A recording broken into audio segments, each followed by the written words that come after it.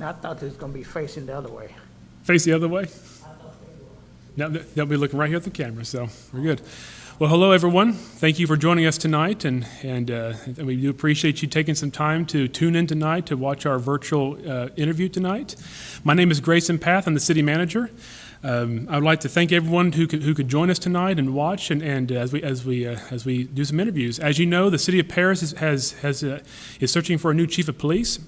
This last June, Chief Bob Hunley retired after many years of service. And Assistant Chief Randy Tuttle was named as interim, and it became my duty as city manager to begin a search process to find the replacement. And so, now pursuant to our city charter, which you can find on our website, it is my duty as city manager to appoint all city officers and employees, excluding the city attorney and the city judge, the municipal judge. Therefore, it is indeed my duty to identify the next chief of police. The city council is then presented my appointment, and they have the option to either approve or deny my selection. Now, with all this said, I recognize that the chief of police is a very high-profile position in our community, very visible, very involved, and so because of this, I felt that such a position warranted a community input element to this process here. I want to hear from you. I want to hear from the community as I make my decision, and so tonight you'll get a chance to observe three candidates who will be interviewing, and on the homepage of our city website, www.paristexas.gov, there will be a link on there to where you can provide me input. Again, I want to hear your input, please, and so. I'd like to take all the input from our panel who's here tonight, the input I've received from my interview teams leading up to tonight, your input from home, and as I put all the process together, look at the qualifications, look at the experience, look at the best fit, put it all together, and try to find our next chief of police to serve our great community. So that's the goal of tonight. Now, again, as you saw in the press releases, I do ask that you please submit your input to me no later than midnight this Sunday, 11:59 p.m. this Sunday night. And so please go online and submit that to us by that point if you could. We are currently performing background investigations of all the candidates, and so we're working with a firm to do that. And so next week I hope to be getting those back, and so I'll be looking at the input, looking at the backgrounds again, looking at the research we have coming into us. And my goal is to have a selection to the City Council in February. We meet the February 8th as our first council meeting, and so I hope to have a selection, an appointment to the City Council that night if possible. So that is my goal at this point. Well, before we get started tonight, I would like to take a moment to tell you about how we got to this point, how we got to tonight. We began advertising around October this last year for the process. We received over 30 applications for this position. And so we went to work narrowing down the list, looking at qualifications, backgrounds, resumes, experience, and so we cut that in about half or so. First round was a written essay, so every candidate was required to turn in some written responses to some questions we had, and so we reviewed those. We narrowed the list down further. Round two was an in-person interview where I brought in a panel of chief of police from our area. I worked with, it was myself, Jimmy Toller, he's the chief of police from Tyler, Texas. Cliff Caruth, he's the chief of police from Marshall, Texas. Todd Hunter, the chief of police of Kilgore, Texas. Gary Johnson, he is a retired chief of police of Roanoke, Texas. And of course, Sandy Collard, who's our HR and civil service director. That was my interview team for that round two. A lot of great experience, a lot of great counsel they gave to me, a lot of good insight that I was able to glean off of to look at those candidates. So from that point, so again, that was round two. Round three, working as myself, Chief Johnson, as well as Sandy Collard. We interviewed a narrowed list of candidates down further. And so then after round three, we developed my finalist, which you see tonight, three candidates tonight. Again, we start off with over 30 of them, and we're down to three at this point. And so their names, as you saw in the press releases, are Brian Griffith. He is a city marshal of Rolette, Texas. We have Tony Griggs. He is a retired chief of police of Salina, Texas. And Richard Salter, he is a special agent in charge of Omaha, the Omaha DEA office, retired as of this last Friday, actually. Now, I will say further information on the candidates for the interviews here, but those are our 3 candidates tonight, all very qualified. I'm very pleased with how we got to this point here. But I wanted to kind of set the stage here so that you at home can know how we got to this point here. And so it was a very thorough process, a lot of very expertise involved looking at candidates. And so we've done a good job vetting the candidate pool that we have to get to tonight. Now, assisting me tonight, I have selected a panel of community individuals who will be asking these candidates questions. These individuals were identified by our individual council members. These individuals are Dr. Jay Carpenter. He is a physician here in the community with Red River Urology. Joan Mathis, she is a retired English teacher. Jim Noble, he is a retired business owner, used to own and operate Noble True Value hardware. Becky Normant, she is a physician assistant with internal medicine associated with PRMC. Kenneth Webb, director of student life with Paris Junior College. And unfortunately, Chad Lindsay was on our list tonight, but he's home ill. And so we do wish him the best and hope he gets better quickly. And he'll be watching tonight, he told me. So that's great. And so, but we do wish him the best to get better very quickly. So now we have selected 15 questions for tonight's interview. Now, the candidates will take turns with these questions. We'll have a candidate sitting here in my spot here shortly. The other candidates will be in a separate room. We want each candidate to hear the question for the first time when they're asked the question. So they will be asked to be in their own in a different room. They will not be watching tonight. We've asked them to keep their phones off so they can't be watching or getting updates. That way, it's fair for all the candidates. Now, selecting questions is almost as hard as selecting a candidate. And so I'm sure at home you will think that they should have asked this, they should have asked that.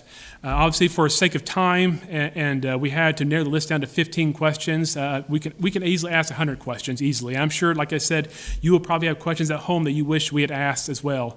But we've picked our questions, and I believe they are good questions that will help give you a good idea of who these candidates are. Let's see. And so without further ado, we'll be getting started here pretty quickly. And so we will have Brian Griffith first, and then we'll have Tony Griggs second, then we'll have Richard Salter third. We went through alphabetical order by last name. And so for our panel tonight, we will start with Kenneth Webb on my left here, and we will just go question 1, 2, 3, 4, 5, and then we'll start back again, 6, 7, 8, 9, 10. And again, like I said, when it comes to your time, please go ahead and speak into the mic, and you can remove your mask whenever you're talking into the mic so that people at home can hear. And very good. With that, we are ready to get started. So again, thank you all for joining us tonight, and hope you are willing to tune in. It's going to be a long night, and so but I think it's well worth it, well warranted. So thank you. Right, we're good. So Tony, we can follow Russ over there and just take it to the room and start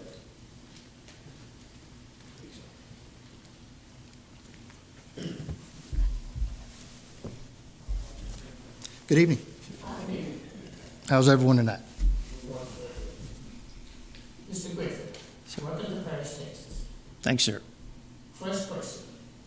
Tell us about yourself and why you applied for this position. Well, my name is Brian Griffith. I've been in law enforcement. This year starts my 37th year in law enforcement. I've had a very blessed career during that time. I've held probably almost every position there is to hold within those times. I'm married. I have 3 wonderful children. I have a beautiful wife who is very supportive and loves East Texas, which kind of brings back around to why Paris, Texas. And I have 5 wonderful grandkids that if it weren't for them, I might still be in the snow in Montana. But as far as why Paris, Texas, for me individually, career-wise, Paris is, my wife and I have always enjoyed coming to East Texas and just taking some time for ourselves. It's a good place to get away and just unwind for a while. When this opportunity came available and I saw the advertisement, I felt like that the skill sets that I have that I can bring here. It's a relatively younger department, and it's going to need a lot of coaching and a lot of mentoring, and I hope that I can bring that to the agency, and that was just one of the draws for me to apply here. Okay. Describe your educational work experience, and/or professional qualifications that you feel support your application for the chief of police? All right, educational-wise, I have a Bachelor of Science degree in criminal justice, and I'm currently enrolled in the master's degree program for criminal justice administration. I've been, like I said, in law enforcement for 37 years. I hold a Master Peace Officer certification. I hold several other certifications. I hold also all the NIMS certifications, which is, your National Incident Management System, certs in there, 100, 200, 300, 400, 700, and 800.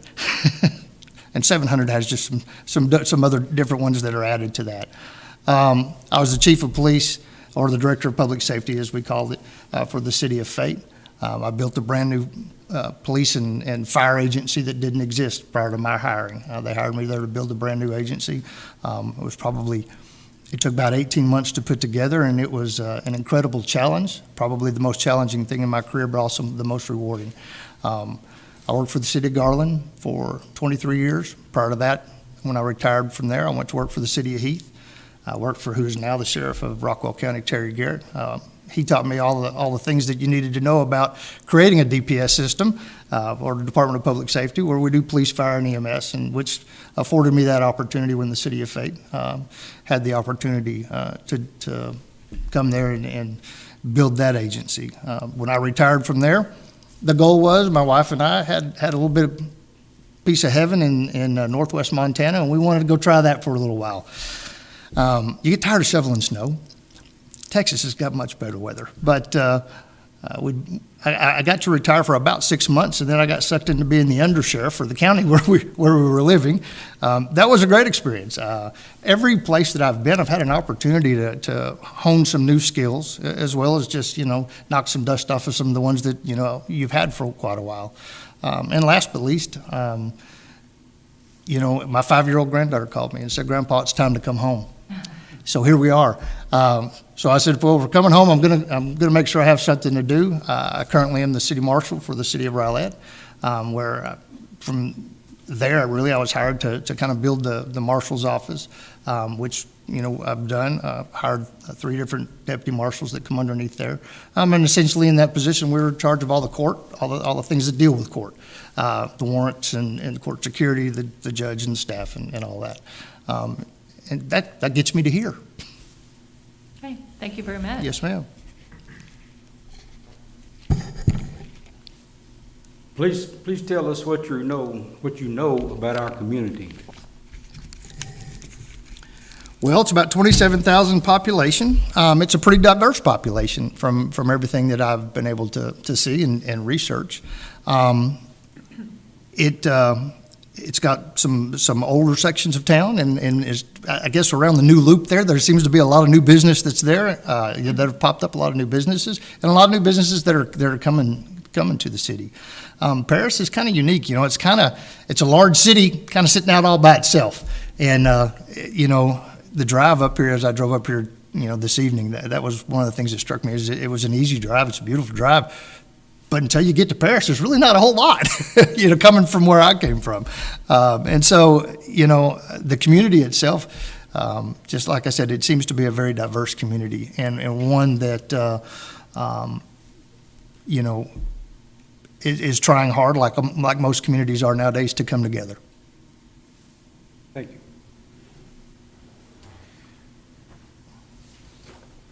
What leadership and life lessons have you used to prepare yourself to be the chief of police for the city of Paris? That's a great question. Leadership roles. Again, I've tried to work through my career to advance through all the different leadership roles that I could, which I believe have prepared me. Well, they prepared me originally to fill in and be that position for the city of Fate as the director of public safety. Life lessons, you don't get to be 56 years old without having a little bit of life lesson, that's for sure. And I've had quite a few, and a lot of them were career minded.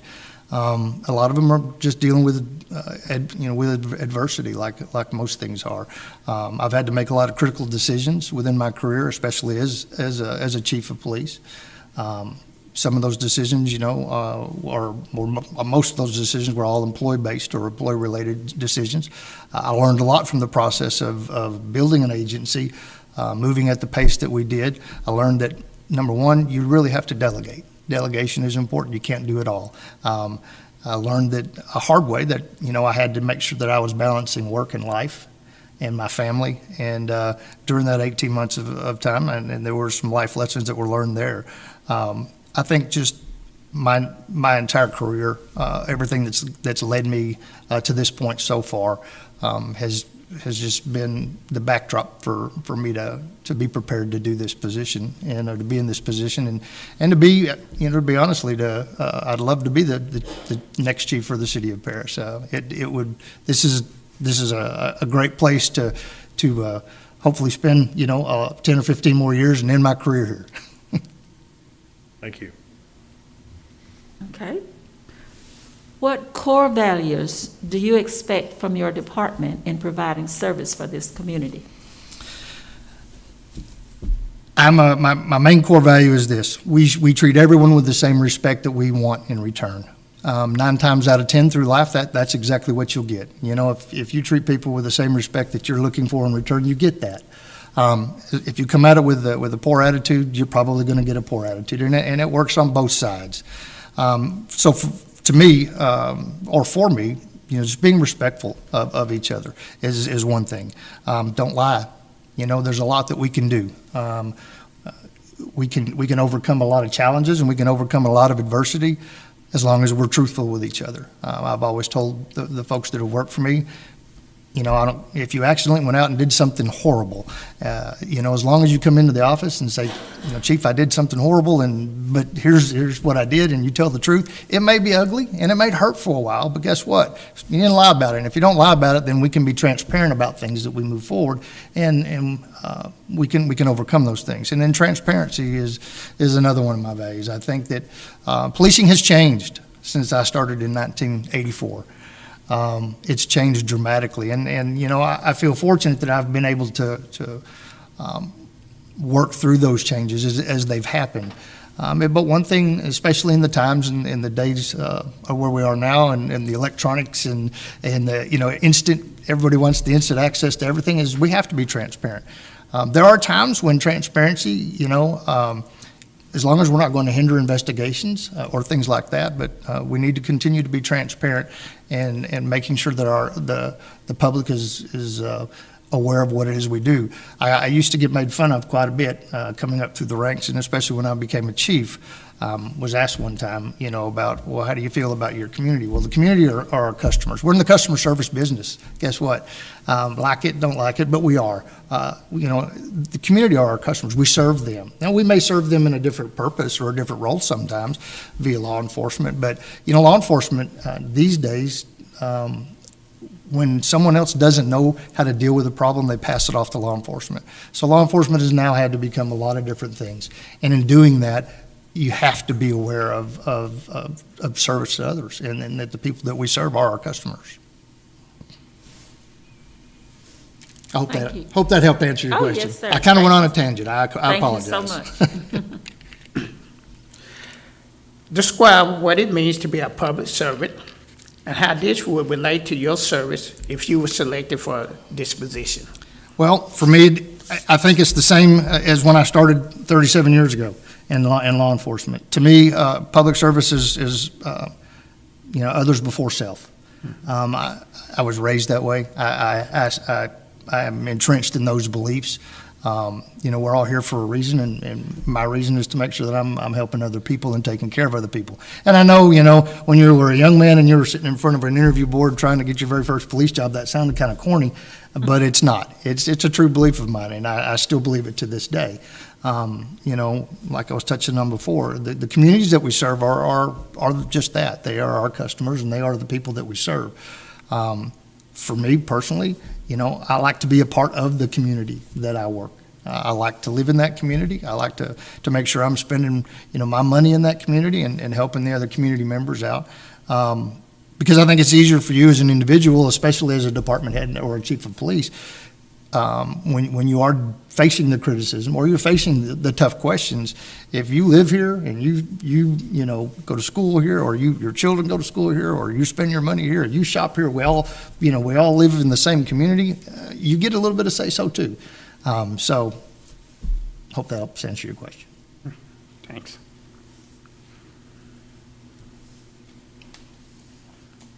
It's easier without the, Yes, ma'am.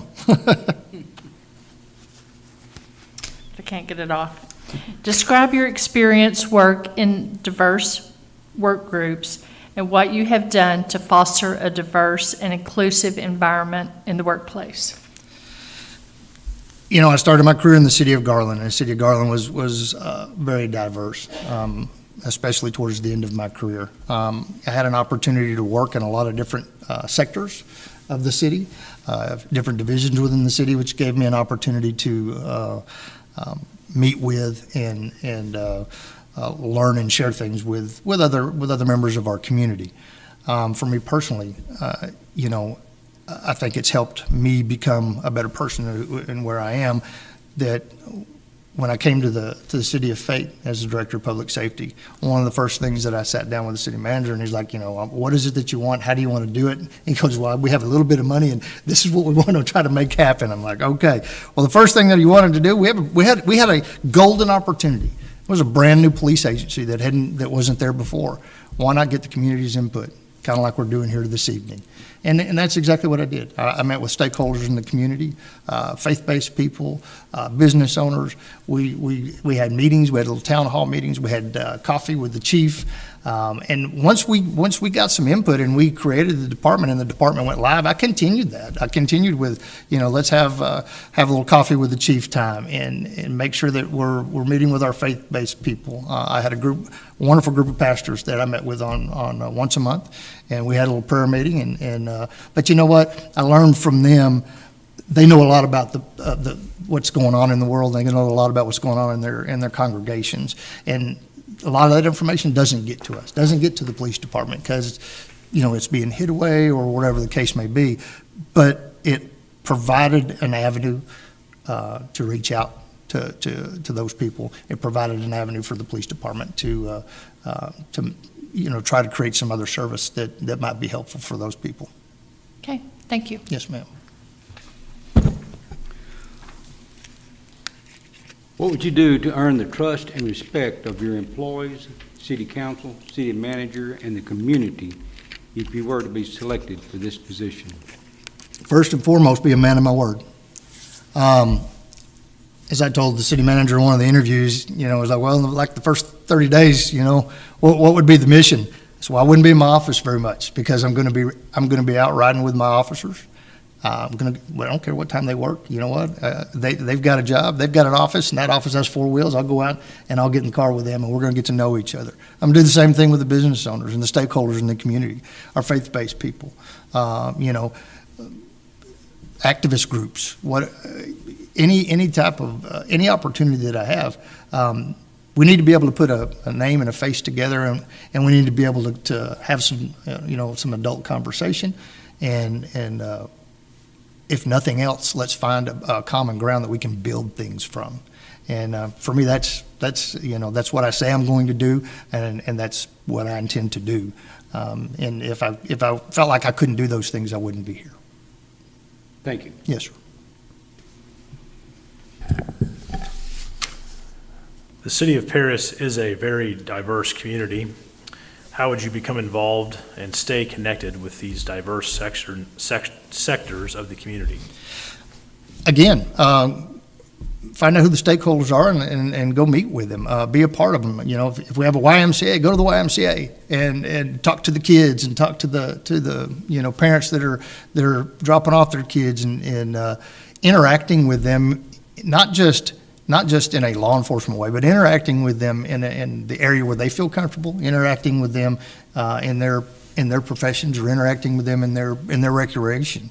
I think it's important that you continue to do that because we have to be able to build those trusts. To go back to your question before, I mean, that's just one way of building trust, that they can trust not only the person who is the head of the department, but also the department themselves. And we can learn to trust them. And we, again, if nothing else, we're going to come up with some common ground where we can build some things if there are indeed some issues. Thank you. I think the next question is very similar to the one you've just answered, but if you could give us maybe just one or two more examples of how you could get involved in the community and be seen and rub shoulders with our Well, youth. Rubbing shoulders with the youth is a great thing. I've been part of Law Enforcement Explorers. I'd love to start a Law Enforcement Explorer program within the department. If it doesn't have one, I don't believe that it does currently. There are some things that come to that, but that's a great opportunity for the youth to get to see what the police do. But in turn, then we're going to go out and let's see what they do. In Garland, we had a youth boxing club. We had a youth basketball association where the police were coaches and did a part of that. And you have to get commitment from your officers and from your people, but you also have to get commitments from the other side too. And again, the only way we're going to be able to do that is to sit down and meet with each other, go have some dinner or have a lunch or have some coffee and do whatever it is that we need to do. I think that helps us, as human beings to just begin the process of healing anything that may have happened or that may have, may be the past, and then moving forward and building the foundation from there. I just can't help but mention, we have the Paris Girls Boys Club, so I should. Excellent. Excellent. There's an opportunity right there to come and have some conversation, give a little talk, And we have all races, all. Absolutely. Very diverse. That's very good. Would love to be a part of that. Another question. You kind of alluded to this a little bit before, but I'm going to ask the question. If you were selected for this position, what would some of the first thing you would do first, okay? And then what would you do, what would be your goal for the first 100 days on the job? That's an excellent question. First and foremost, get to know the troops. Get to know the men and women that are part of the Paris Police Department. At the same time, putting myself out there to the community, getting to know the community, the stakeholders in the community, understanding that you can't meet everybody, everybody at once, and sometimes it's difficult to get all that done, even in the first 100 days. But that would be part of what I want to do. Meeting with our faith-based people, meeting with stakeholders, business owners. Going to, do we have a Rotary Club? Do we have a Kiwanis Club? Getting out there and getting to know the people and letting the people get to know me. That would be the very first thing that I would want to do. Then we're going to look over policies, procedures. Where are we now? The Paris Police Department is accredited as far as the Texas Chiefs of Police Association accreditation program, which is highly rated, and that's an excellent thing to be. And we want to continue to make sure that we stay that way, because what that allows us to do is make sure that we are meeting current policies and procedures, and we are meeting current movements that are going on within policing in the 21st century. Review those. Review any of major incidents that may have occurred, in the past, say the past 12 months. What were the outcomes of those, and how do we need to deal with any internal investigations that we may need to move with as we move forward. 100 days are busy, and there's a lot that can be done, but the majority of that is starting the trust building process. Thank you. Sort of along the same lines. You got it off. Describe where you see the Paris Police Department in 3 and 5 years, and how you, as Chief of Police, would lead the department in that direction. Within 3 years, I'd like to see the Paris Police Department fully staffed, and with a group of men and women that not only want to be here, but are excited about being here. Bring that excitement to the police department. Bring that excitement to work, because what we don't want to have is the Paris Police Department to be a training ground. That's never a good thing. We don't want to see continued high turnover rates. We want to find reasons why we're going to have that employee retention. What is it going to take to retain those employees? There are several different ways that you can do that, but in that first 3 years, that's going to be one of the main things. Let's get the people that we need to get fully staffed, and then how are we going to retain them? You know, there was a very famous fire chief from Phoenix, Arizona, that once said, you know, a cake only costs like $5, and how much does it cost to print a certificate? You know, we overlook those things, but we're human beings, and all human beings like to be told when they do a good job. You know, it's necessary sometimes to tell them when they do a bad job, but everybody sometimes just goes, especially with law enforcement, and especially with the old style of thinking in law enforcement. I mean, unfortunately, I grew up with it, and I learned to change and get away from it, which is, you know, when people do something good, it's okay to tell them that they did something good. It's not just, well, you're a police officer, that's part of your job. Get back out there and, you know, go save somebody's life again, go do another CPR, go do whatever you do. No, if they do a good job, give them some attaboys. There are a lot of things that we could do to work towards working with the city manager and council and staff to make sure that we're retaining them, first and foremost. Once we've got that staff in place and we see that we are retaining them, now we're going to make sure that we're building the Paris Police Department to be the most professional police department in the area, to be the place where other agencies want to look at and go, how are you doing that? And what can we do? Can we drink some of that? Can we have some of that Kool-Aid? I mean, that's the goal where you want any police agency to be, especially one that I was in charge of. And that would be the 3-year and 5-year plan in a nutshell. Thank you. Yes, ma'am. What do you see as the 3 biggest challenges for a law enforcement organization in a community like Paris? Second part, how would you ensure that the Paris Police Department appropriately plans for these issues and other unique challenges?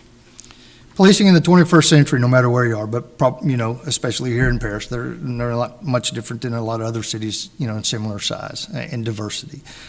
First and foremost is transparency. We as law enforcement officers have to be more transparent about what it is we do and why we do it. We can't be afraid to open up the doors sometimes and allow people to have a look in, if you understand what I'm saying. So being transparent. Secondly is working on making sure that our officers are trained and have the best training that they can possibly get, that we can do, you know, understanding budget constraints and things like that. De-escalation training is huge. They do get it, you know, they get it in basic academies, but they don't, there's nothing like de-escalation when you're doing it in role-playing scenarios. It's not the same once you're faced with it in the streets. So, you know, a little more training in de-escalation, trying to calm things down. And lastly, just being, you know, out there amongst the community and being more community-oriented. There are times, like I said, you know, that we have to enforce the law. It is our job. You know, and unfortunately, the art or the act of, not the art of, but the act of making an arrest can sometimes be ugly. It just is, especially when you're outside looking in. And that's where a lot of that transparency comes in, because a lot of times people just see, you know, well, why did you do that? You know, because when it's on camera or on somebody's cell phone, it looks ugly. Well, being honest about why we do things and how we do things. Citizens Police Academies, great opportunities to get citizens to come in and you know, again, come in behind the, you know, open those doors up a little bit and let folks see what it is that you do and how you do it, and give them the opportunity to learn what it is, you know, law enforcement is about. So, Thank you. yes. You may have already kind of touched on this some, but what does community policing mean to you, and how do you ensure the philosophy is incorporated and applied by the employees? Community policing, I think, is changed from the time that the conception of community policing till we are where we are today. Community policing obviously is being involved in the community. It's having the officers, you know, harken back to some of the old days where, get out of your car. It's okay. Park at the end of the street, get out of your car, walk. It's summertime, it's daytime. Folks are out in their front yards or mowing the lawn, whatever. Get out, walk, stop, talk, meet with people. Get to know what's going on. I think it's important in community policing to have a point of contact And that's what I would look to do is, you know, we divide the city into different sectors, areas, whatever it is that we want to call them, and we have a point of contact, an officer that goes and visits with those folks when they're on duty, and even off. But I mean, when they're on duty, they're going to go over there and they're going to visit with people. They're going to be seen, and they're going to provide an opportunity for people to know, hey, that's Officer A, and we've got his phone number. We can call him, find out what's going on over here. Because you know what? Sometimes what's going on over here is important to me as the citizen. You know, because maybe what's going on over here has already happened to me and I didn't even realize it. So it opens up doors and it opens up opportunities for us to have the back and forth communication and the open lines of communication. Thank you. Okay. You've been all the time telling us why you think you're the person for the job. So I guess my question is just if you would just reemphasize and summarize the reasons why you are the person for the job. I look at the challenges of any police department, but more importantly, this is the job that I've applied for, and the challenges that I see from the research that I've been able to do and the conversations that I've been able to have is Paris Police Department is young. It's got a young staff. A young staff needs to be coached. They need to be mentored. And I believe I have those skills, and I believe I've done that throughout my career as a field training officer, you know, as a supervisor, all the way up to being a chief. I believe I've had the opportunity to mentor quite a few people. In fact, there's 2 people that are today police chiefs themselves that worked for me, and I had the opportunity to mentor. We want to, part of, you know, keeping and retaining those people. That's part of it too. You know, if we're making them see that they do have value, and because they have value, we're going to allow them the opportunity to be coached and be mentored. We want to bring them up. We do a disservice to any police department or any organization for that matter, not just in law enforcement, any organization for that matter, in my opinion, if we're not teaching someone below us how to do our jobs. You know, there has to be a succession plan, and folks need to know how to do that. And the only way to do that is, again, have open lines of communication with your people, bring them up, give them the opportunity to learn new skills, provide them opportunities to learn new training. If someone has an interest in something, we'll just use DWI for example. If we have a young officer that wants to, they just feel strongly about DWI as a problem and it's something that we need to be facing, then okay, we've got somebody that's passionate about that. If we got passionate, if we got anybody that's passionate about doing this job and wants to go out there and make a difference, then we should make sure that we're doing everything possible to push that forward and not try to push it down. I'm going to come to the city of Paris and the Paris Police Department with what I call a buy-in or a commitment statement, which is this is our community and these are our citizens and this is our department. And it's about pride. Take pride in the fact that this is our community. You live here, you work here, you serve this community. Be proud about it. And if you live here, then you're one of the citizens. But it doesn't matter. At the end of the day, these citizens are the people that we serve. They are our customers, and we're going to be proud about it. And we're going to take care of them. And we're going to take care of them in a very professional manner, and something that we can feel proud about when we do. And guess what? At the end of the day, this is our department. And our department is only going to be as good as we as a collective whole make it. Or it could be as bad as we as a collective whole make it. I want the employees, I want the troops to understand that that's a commitment. It is a commitment. It's a commitment statement. And it's something that I truly believe in, and it's something that I'll bring here. Thank you. Thank you. Thank you for coming in tonight. So appreciate your time. So appreciate it. Very good. Very good. Thank you. So. Thank you. Thank It's a you. pleasure meeting all of you. Right, that was our first candidate, and so moving along very quickly tonight, which is very good. And so we're going to take about a 5-minute break and allow the panel a chance to collect their thoughts as to what they learned tonight, and while we get the next candidate in and get them set up. So about a 5-minute break. So thank you.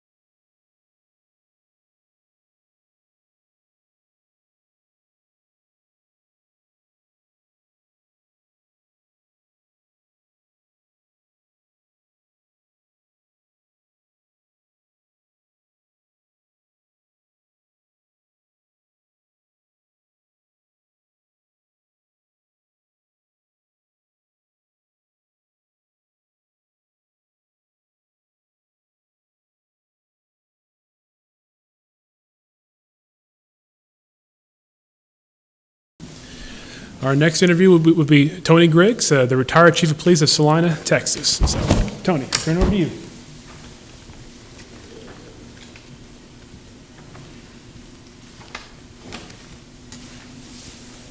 Good evening, everyone.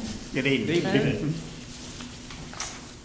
Mr. Grills, welcome to Paris. I'll start with your first question. Tell us about yourself and why you applied for this position. Thank you, and I want to thank all the panel members, too, for your dedication to your city being here this evening. It's a great service to your community. Again, my name is Tony Griggs, and I am recently retired as a police chief in Salina, Texas. I have over 20 years of municipal law enforcement experience. About 10 and a half years of that I spent with the Irving Police Department. In Irving, I started as a patrol officer and worked through the ranks, becoming an investigator, a sergeant. I worked in communications and the criminal investigation division, and later became a lieutenant, a watch commander in Irving. I took a break for a number of years and went into private business and sales management. Returning to law enforcement with the city of Salina, mainly because I wanted to be of service again to the communities. And I returned to the city of Salina as a patrol officer. I was fortunate in the city of Salina that they were rapidly growing and was able to work under the director of public safety.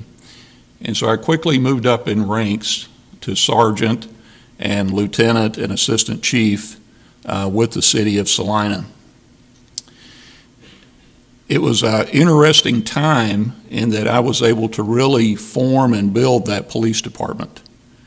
And I started a number of programs that have really taken hold there and are well cemented in that city today.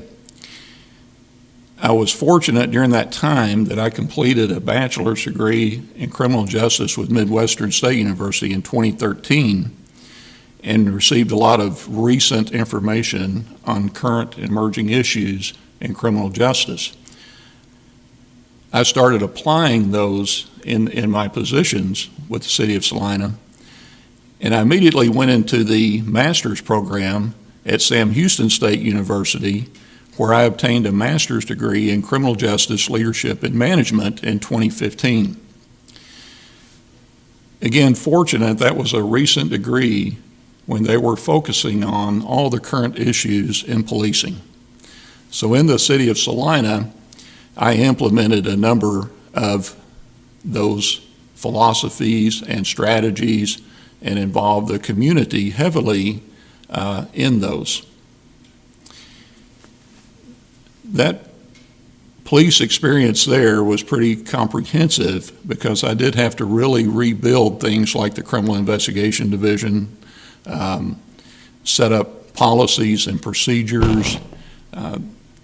We obtained 2 Texas Police Chief Association best practices programs re-recognition statuses with the city of Salina.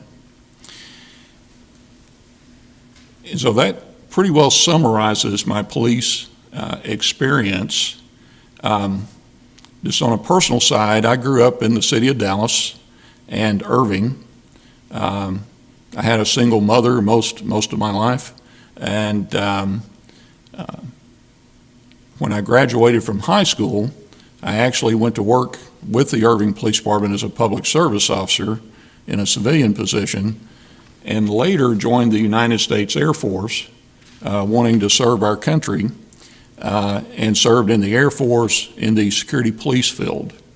I spent 2 years at Osan Air Base in Korea, which again provided some excellent experience for what I do today. And this experience, looking at the Paris Police Department, coincides with a lot of the things that is occurring with the police department here and with the community of Paris. So I think my experience is well in line with what I think will make a major impact on the police department here and the community. Thank you.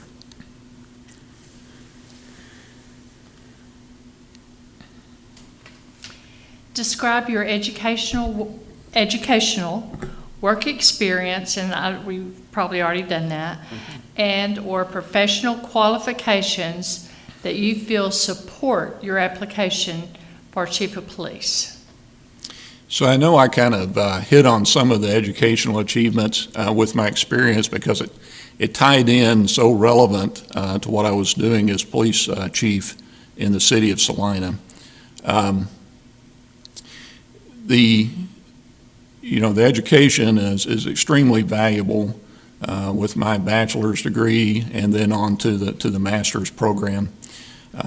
I'm also a graduate of the Southwestern Law Enforcement Institute School of Command and Management as well.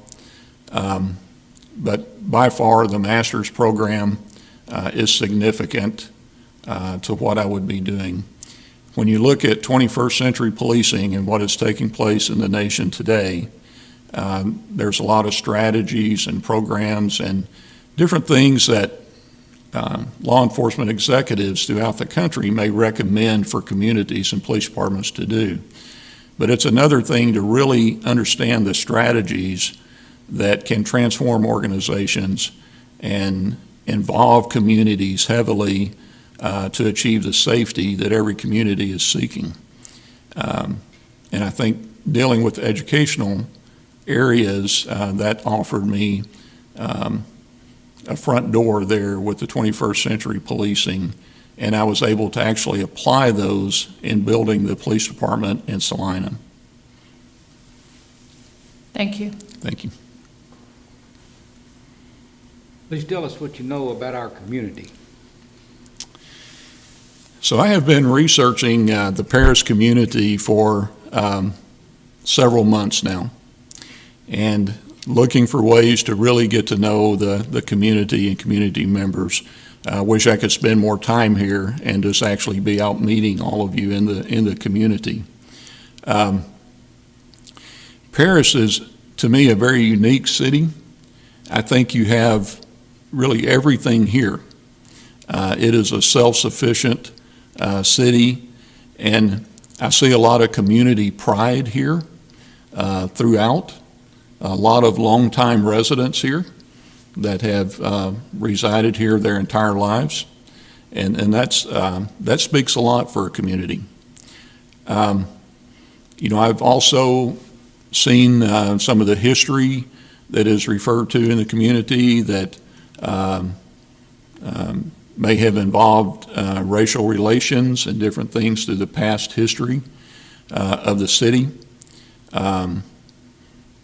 I've been able to go back and view several of the council meetings and look at some of the citizens talking and their concerns that they voice to council. And, I see a city that is like a lot of the cities around the country that is seeking for a way for people to bond together in unity and achieve the greatness that their community could. I see Paris as a great community. I see the people here as excellent citizens of this city, the community, and where everybody could work together to achieve the unity that everybody is seeking. Around the nation for communities, they keep talking about the unity, but how do you get there? I believe the police department can be a leader in creating that unity within the community. And I've successfully done that in Salina, but it takes sincere interest, and you have to listen to people and understand them. And then you have to communicate with everybody in the community. And when you can do that, and it's done with sincerity, you can develop personal bonds between the police department and the community, and those bonds can be strong. And that will achieve what all cities and communities are searching. People want their communities to be safe. They want their children to be safe, out to walk in the communities and play. You don't want to live in fear of crime. And that can be accomplished by applying the correct strategies and philosophies to policing and getting the community involved and really sincere communication where you create those personal bonds that evoke emotion from both sides and bring those communities together. I understand the growth in Paris has been stagnant to some degree for years, but I would foresee future growth of this city. I think there's a lot of potential here when people realize, what really a great community is offered here in Paris.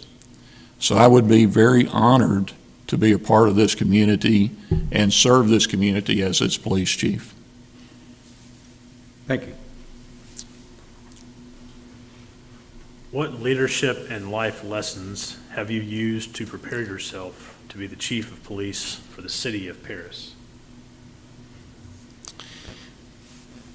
So I think, going all the way back to my service with the Air Force, I achieved the rank of sergeant, but served in some leadership positions, served in a training capacity there for new troops coming on the base. I think starting back at that time, I started understanding what leadership was about.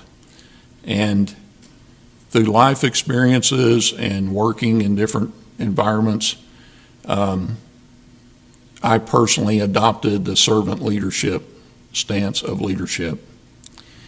And to be a servant leader, you've got to be a servant first and then choose to lead. And basically, a servant leader puts other people first. And that is a key to success with any organization, when other people are put first. So as I developed in my leadership career, I stayed with that servant leadership philosophy.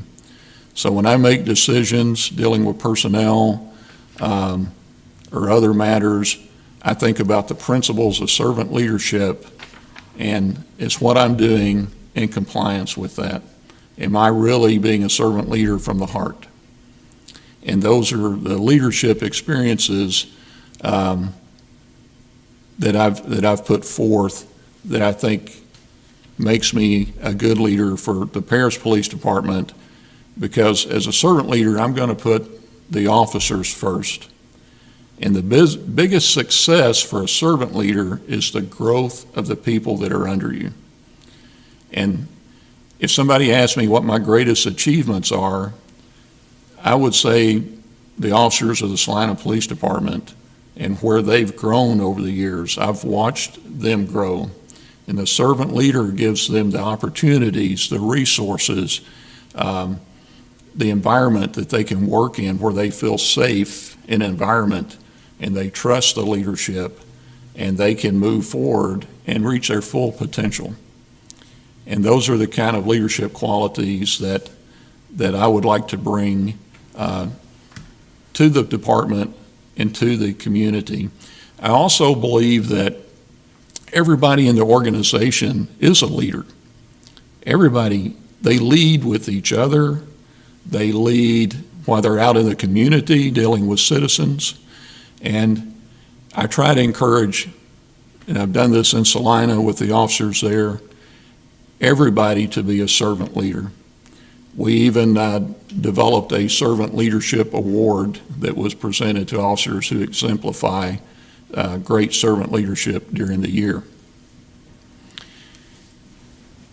And I think we talked about the educational areas and those, but putting it into practice is the most important thing. And I've had the experience in Irving and Salina. I spent almost 4 years as the appointed police chief in Salina and was able to make considerable change and implement a lot of the programs that I wanted there that worked well for that city. The community is highly engaged. with the police department. The officers are highly engaged with the community, and the city is experiencing the safety they desire with both property crime and violent crime seeing significant reductions over a 5-year period. Okay. The next question is, we would like that you could list core values that you expect your department to provide in order to serve this community. Core values from your department. What do you expect? So the core values are extremely important, and what I have found that police departments have core values, but sometimes they don't live up to those. From a lot of the work I did in the master's program at school, I was able to really get into looking at organizational culture a lot. And the organization culture is what is really key to making sure that everybody in the organization really believes in the core values. And, you know, we have to insist on core values of treating everybody with respect. Integrity is extremely important. We have to have integrity. We have to have officers that operate in an unbiased manner. The way that there's different strategies that can be used to accomplish these individual core values that are here. I believe one of the core values in Paris Police Department right now is to treat people with respect. That's a very good core value. But what are the strategies? How do you really get there, and how can you make sure that's being done? One of the strategies I implemented in Salina is called procedural justice. And procedural justice it's an evidence-based program, meaning that it's proven to have results that will accomplish what you're trying to do.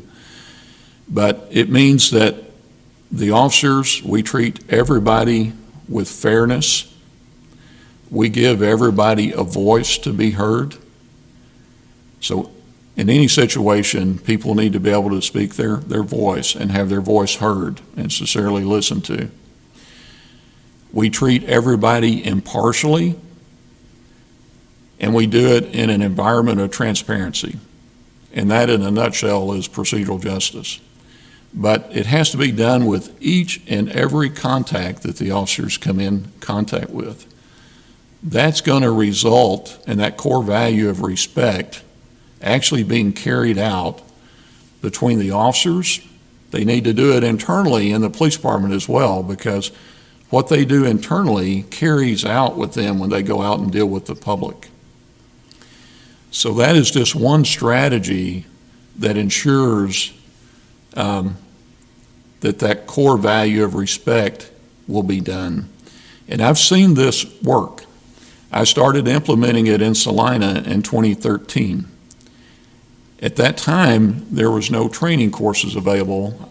I designed and implemented a training course for procedural justice for all the officers to train in. And recently, I did some work identifying with the officers what they believe the culture is that makes us successful. And procedural justice is one of the top building blocks of that culture. One of the other aspects of a core value that I think is important, and it supports all core values, is for everybody in the organization to have a guardian mindset. And the guardian mindset, when they believe that they are a guardian, they're a guardian of everyone in the society. They treat everyone with the respect and the way a guardian would look after someone. So even if it's somebody they just arrested, they're going to treat them as their guardian. They're going to make sure that they're taken care of. When we look at incidents nationally, like the George Floyd incident that occurred in Minneapolis, if that officer had had the guardian mindset, he would know somebody's in custody, now I take care of them. They're my responsibility. I am their guardian. I'm everybody's guardian. So that is one of the main core values that I want to ensure.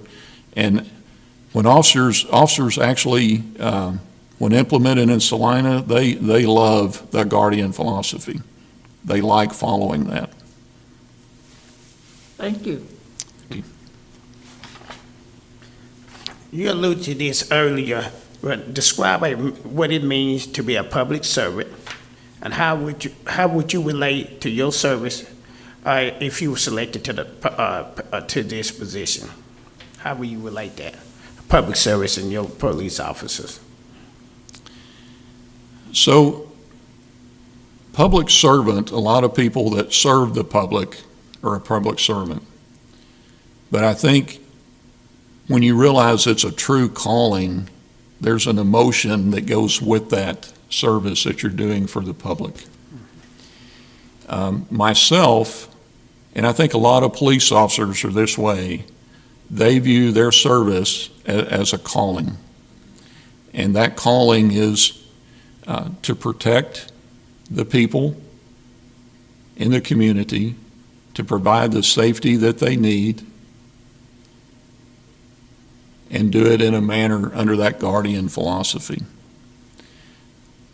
I did an exercise in Irving with the officers to go back for all of them to reinforce why they became a police officer and why we do what we do.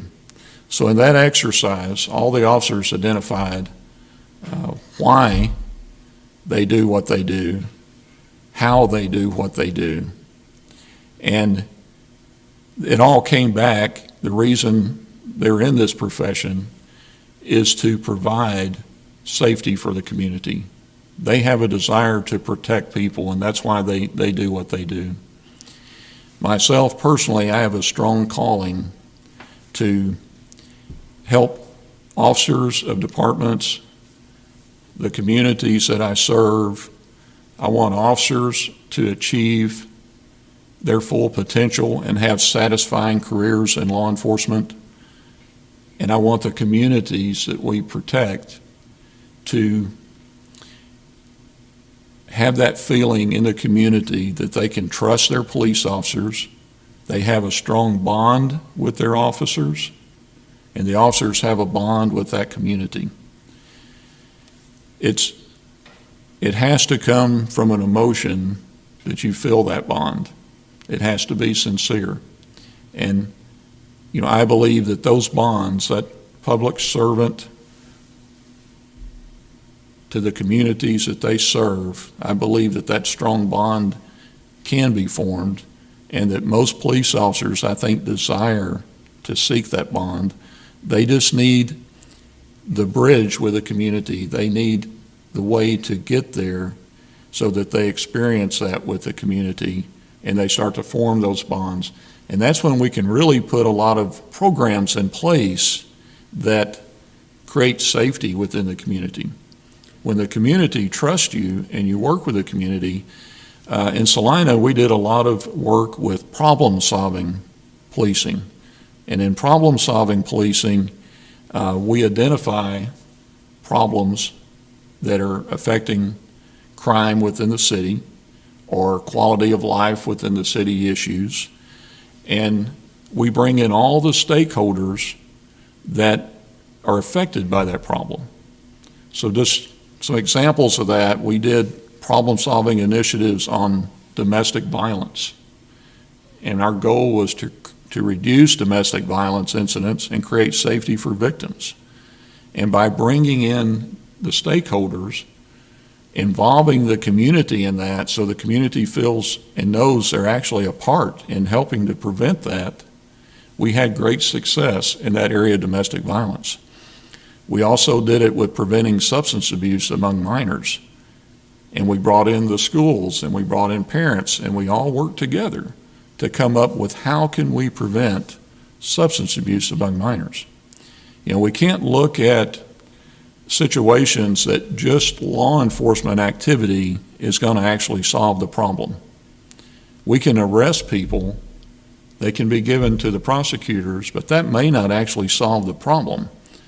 And as guardians of the community, we're trying to actually solve the problems. We want to prevent the substance abuse among minors, stop the domestic violence, create more safety for those victims. We also did a problem-solving initiative on construction thefts. A lot of development there, and it was a major issue with a significant loss. By bringing all the stakeholders together and analyzing that problem and working on it, we were able to obtain a 64% reduction in construction thefts. So I think there's a lot that can be done working in those areas.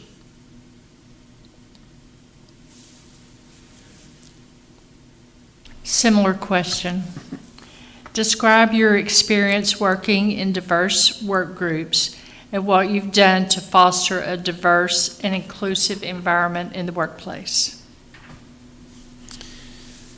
So I think, my first exposure in a work group to significant diversity was in the United States Air Force.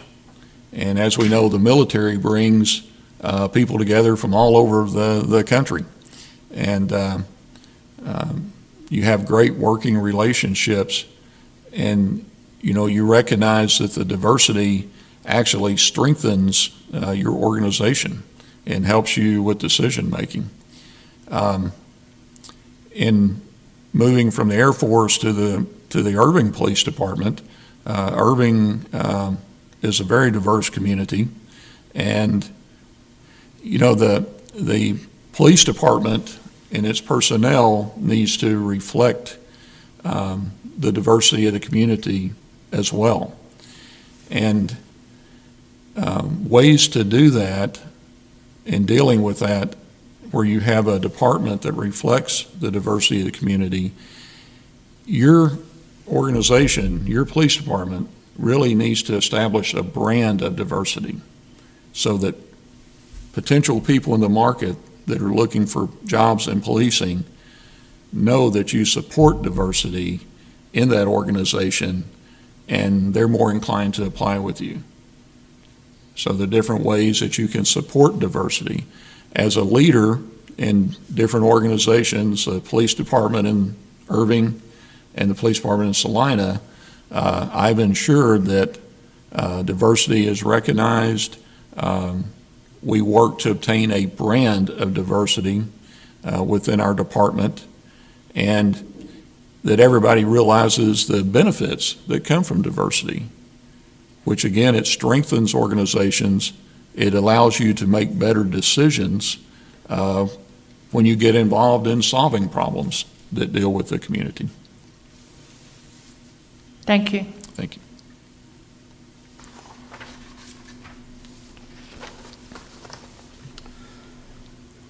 What would you do to earn the trust and respect of your employees, the city council, the city manager, and the community if you were selected to this position?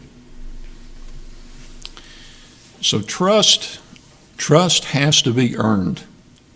And so your actions have to develop that trust.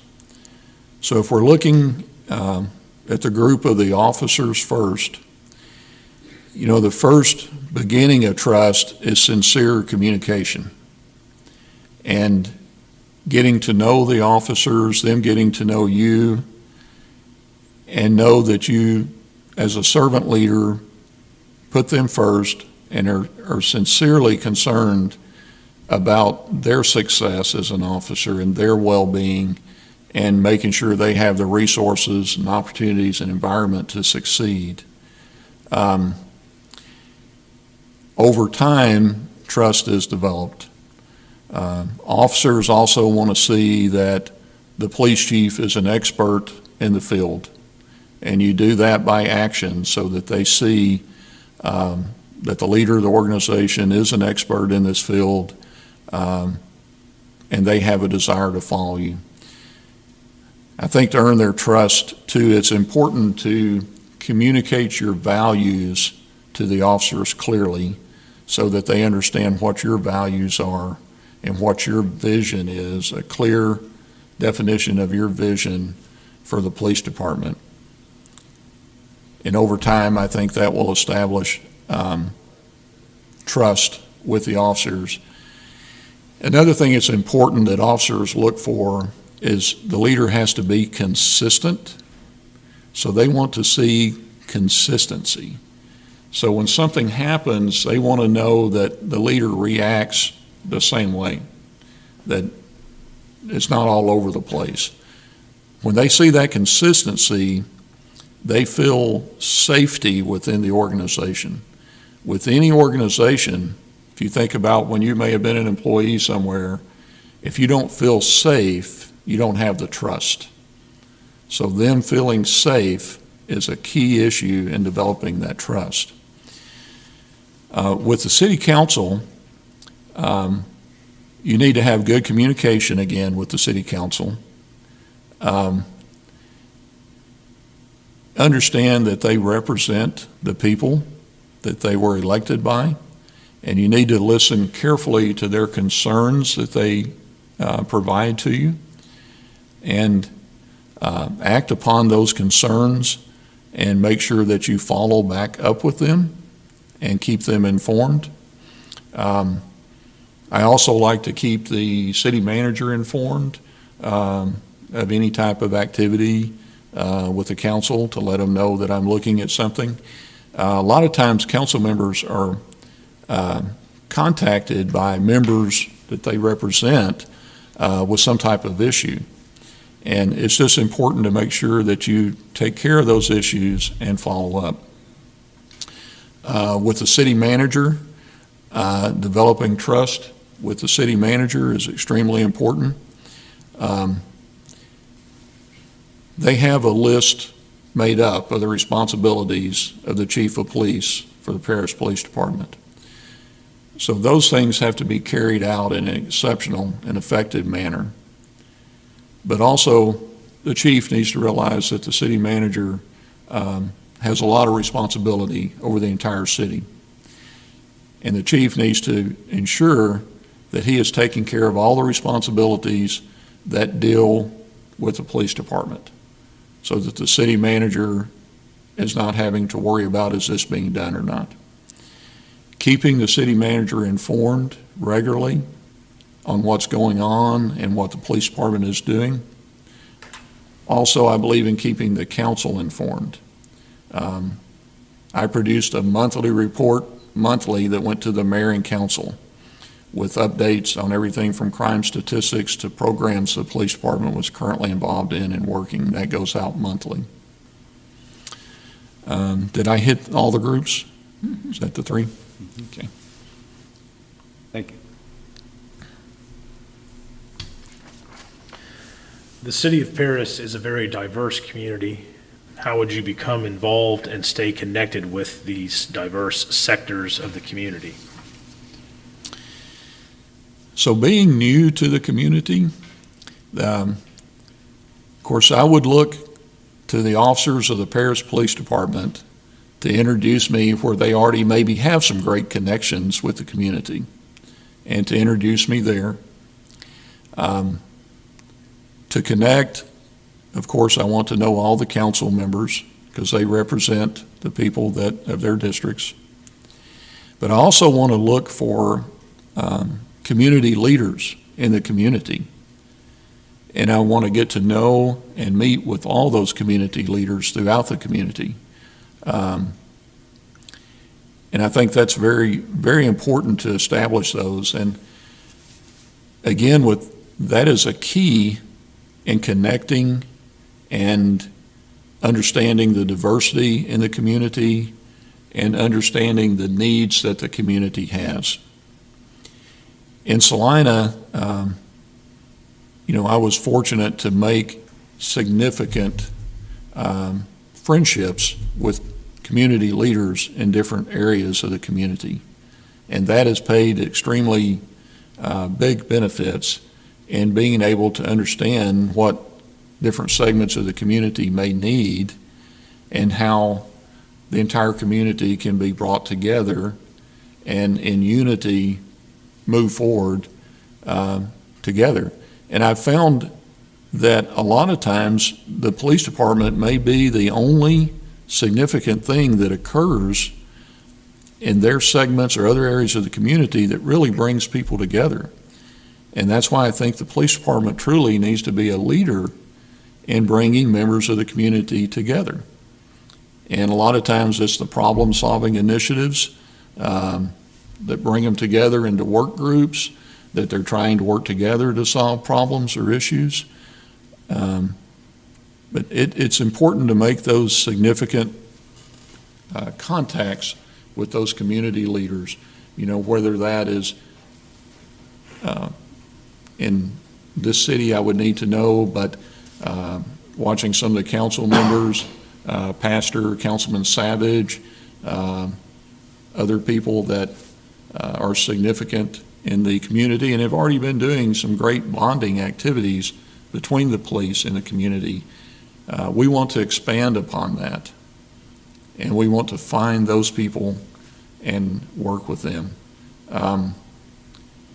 When I've needed some assistance in different segments of the community in Salina, there's people that I can go to that I've established those relationships with that trust me, and we can discuss the issues that are occurring and how can we better build relationships or move forward or create better understandings. As chief of police, can you share with us some plans you may have to be seen and involved in the community? How you want to get involved in our community? So, moving past meeting key people and other community people, I'd like to look for ways that I can meet everybody in the community.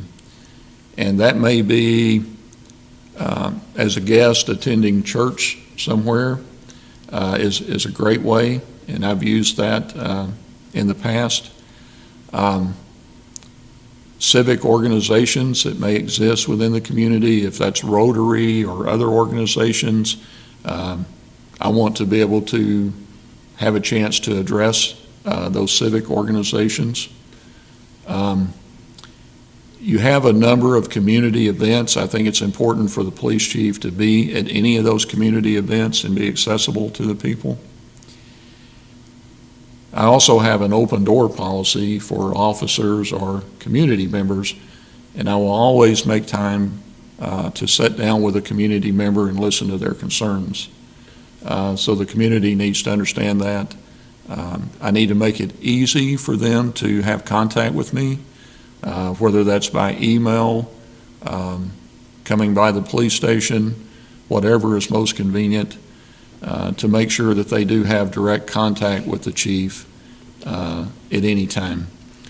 I also like to get involved with events at schools if possible, so that I can start connecting more with the youth in the community. That's one thing that I would like to do as well.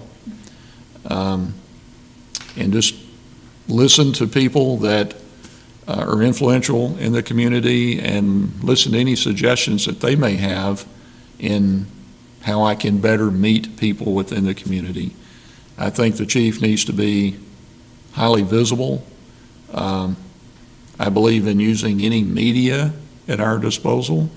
So if that is social media, newspaper articles, any way that we can communicate with the community and better increase the understanding of the police department and how we can work together. I started in 2015 in Salina producing an annual report that went out that could be obtained online or a hard copy. And it informs the community about everything that's occurring. And that was well received, and people look forward to it. When is it coming out this year? Just to be more highly visible with the community. And I want the community to understand too that I am a servant leader, and I put the community first.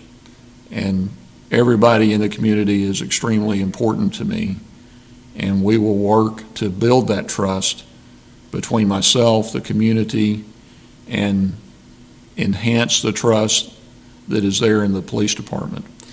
You know, my goal is that the police department and all the fine personnel that work there have extreme pride in their department. I want the Paris Police Department to be a model police agency in 21st century policing, and that can be obtained. And I want the citizens, all the community of Paris, to have pride in their police department, pride in their community, and know that their police department are their guardians and are going to work to obtain that degree of safety that everybody wants to experience in their community. Thank you. Thank you. This is a two-part question, okay? If you were selected for this position, what would be some of the first things you would do? Secondly, what would be your goal for the first 100 days on the job? So initially going in, being a new chief into that department, I'm going to be making a lot of notes, doing a lot of reading, and asking a lot of questions. I want to make sure that during that time that I make a great impression on the officers that I'm meeting and everyone else in the community that I'm meeting as well. I want the officers to, understand the servant leadership philosophy and start to build that relationship with them. But I'll start obtaining a lot of data from the department, whether it's looking at crime or programs that they're already doing, their policies and procedures, the training of the officers, all of those kind of things I want to start looking at initially and analyzing. Organizations have to have a lot of different parts that function effectively for the whole organization to be effective. And those are the things that I'll be analyzing individually within the organization to see where everything currently is. We don't want to make any changes initially when you first go in until you have a full understanding of that. Unless there's an emergency situation that something has to be changed, that's got to be changed now, and that's more of a critical issue that's observed. So first, we would take all of that in. The first 100 days, moving into the organization, I would like to have that complete degree of understanding of where they're at currently with the police department. And I also want to be able to obtain within that 100 days, hopefully to have a good understanding of the relationship the police department has with the community. And I also want to start getting a good picture of where the department is with their department culture and where they really are with the culture. You can have strategies, but culture will destroy it every time if it's not there. And so I hope during that time in visiting, talking to the officers every day to start to get and understand that culture. But then talking to community members at the same time, I want to see if that culture that's there is carrying over into the community with all the contacts that are made in the community. During that time, if there's anything that could immediately be implemented that would be improvement that the officers have agreed to, that this needs to be done immediately, something brought to my attention, of course, we would carefully analyze that and make any changes that might need to be made. But as we move forward, one thing I did in Salina was create a culture team of officers who first worked on analyzing the culture of the department, and we did an anonymous survey that all the officers did that came back, and the building blocks of the culture we thought were successful, they came back and rated those anonymously. And that gave us a working point to say we are very strong in community policing and procedural justice and guardian mindset, but we are not as strong in these areas here. So our priority will be to start on these areas. But I think anything when we analyze and see where the department is with all aspects of the organization, from that 100 days, we'll start to set priorities. And, I believe in strategic plans and would want to start at that point forming the basis of what might be needed for the next 5-year strategic plan for the department. Great segue to the next question. Describe where you see the Paris Police Department in 3 and 5 years and how you would lead the department in that direction.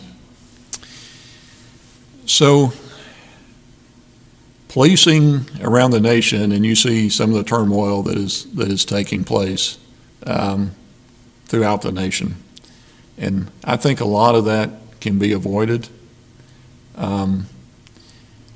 I think a lot of times you see things where the officers just didn't have the right training, they don't have the right culture, and you really feel sorry for those officers that are in that environment that somebody didn't provide that to them. And I think that working with the Paris Police Department, they've done a lot of great things where they are today. And we want to build upon those and ensure that they achieve an objective of being a model police agency in 21st century policing. And in 3 to 5 years, I would like for the Paris Police Department to have that reputation, to be known as a leader in law enforcement, to be an example for others to follow. One of my sergeants recently in Salina told me that he was asked, where will policing be in 5 years from now? What changes are going to take place? What will it look like? And he said he thought about it a little while and came back and said it's going to be the Salina Police Department. It's what they're going to look like 5 years from now. And part of that is because we were very proactive in starting programs that a lot of people are looking at today, trying to figure out how to implement in their organizations. We were a leader in the use of force adjustments. We were one of the first departments to talk about de-escalation and actually training officers in de-escalation and crisis intervention. I think we were a leader in the area in that. Now, other state agencies and requirements have started to bring that more mandatory for all departments, but we were working on it early on. Crisis intervention, I had every police officer certified as a mental health peace officer in Texas. And so the whole department, everyone, when they went on a call dealing with somebody in a crisis, they had received the mental health peace officer training. Now the state of Texas mandates a crisis intervention training for all officers. But we were doing that before that took place.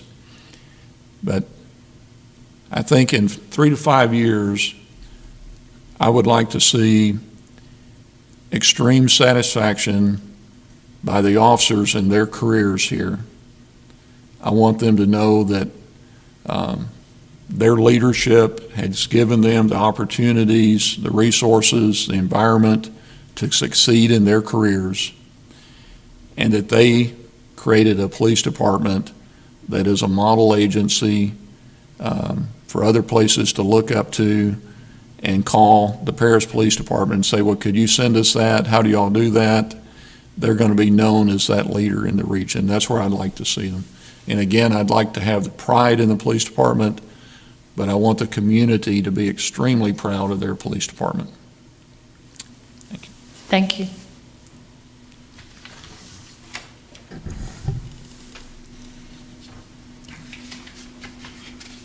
What do you see as the 3 biggest challenges for law enforcement organizations in a community like Paris? Second part, How would you ensure that the Paris Police Department appropriately plans for these issues and other unique challenges? So I think probably the number one challenge is building trust with the community. Now, again, you're going to hear law enforcement executives all over the country now talking about, well, we've got to establish trust with our community. But to do that, you've got to put those strategies in place that are actually going to create that trust. And again, it has to be earned, and it has to be sincere that the parties involved that are working toward that trust. So that's probably the biggest challenge, is how we're going to address that. Again, we'd look to see where the police department is so far, but there's always work to do in that. And from listening to some of the council members, or some of the council meetings, some of the citizens that spoke talked about they feel there's a lack of trust. They feel they're not being respected. And I think that is a significant challenge that if we work on together, the police and the community, that we can achieve that trust. But those strategies have to be put in place.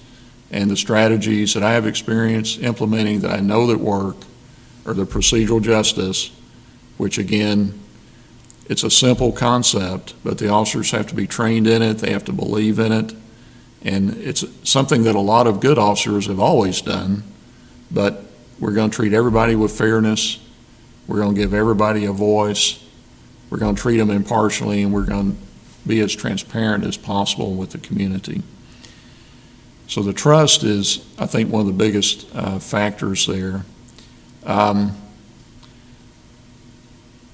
would like to hear from the community what their major issues are and what the community really believes are the major issues facing the city. In general, I know that most communities, if they take a survey, they're going to talk about they want safety. And safety is a challenge always. How do you actually create the safety in the community? How do you prevent crime? How do you work proactively to give people the safety they desire in the community, and that feeling of safety and the reality of it? So I think that's a challenge. How do you really analyze what the crime is in the city of Paris now, and how do you improve upon that? And so there's different strategies that we look for to do that once we have a good understanding of where the crime comes from. I know in the city of Dallas, the recent survey they did with their community is the violent crime was a major issue. And how do they stop the violent crime? First you have to analyze the problem. Where's the violent crime? What's causing it? Is it domestic violence related violence, or where's it coming from? And then you focus on bringing the community together to solve those issues and how you can make that happen.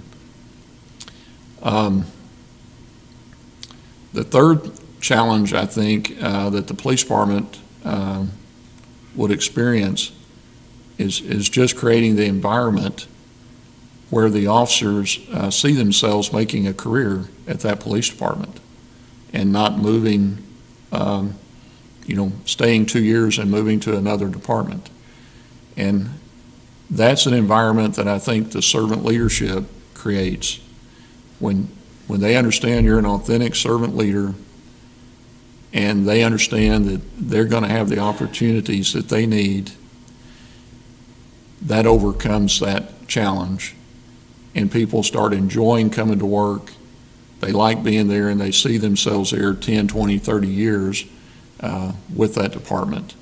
And they have plans on how they want to grow and work with the community and be a part of that. Thank you.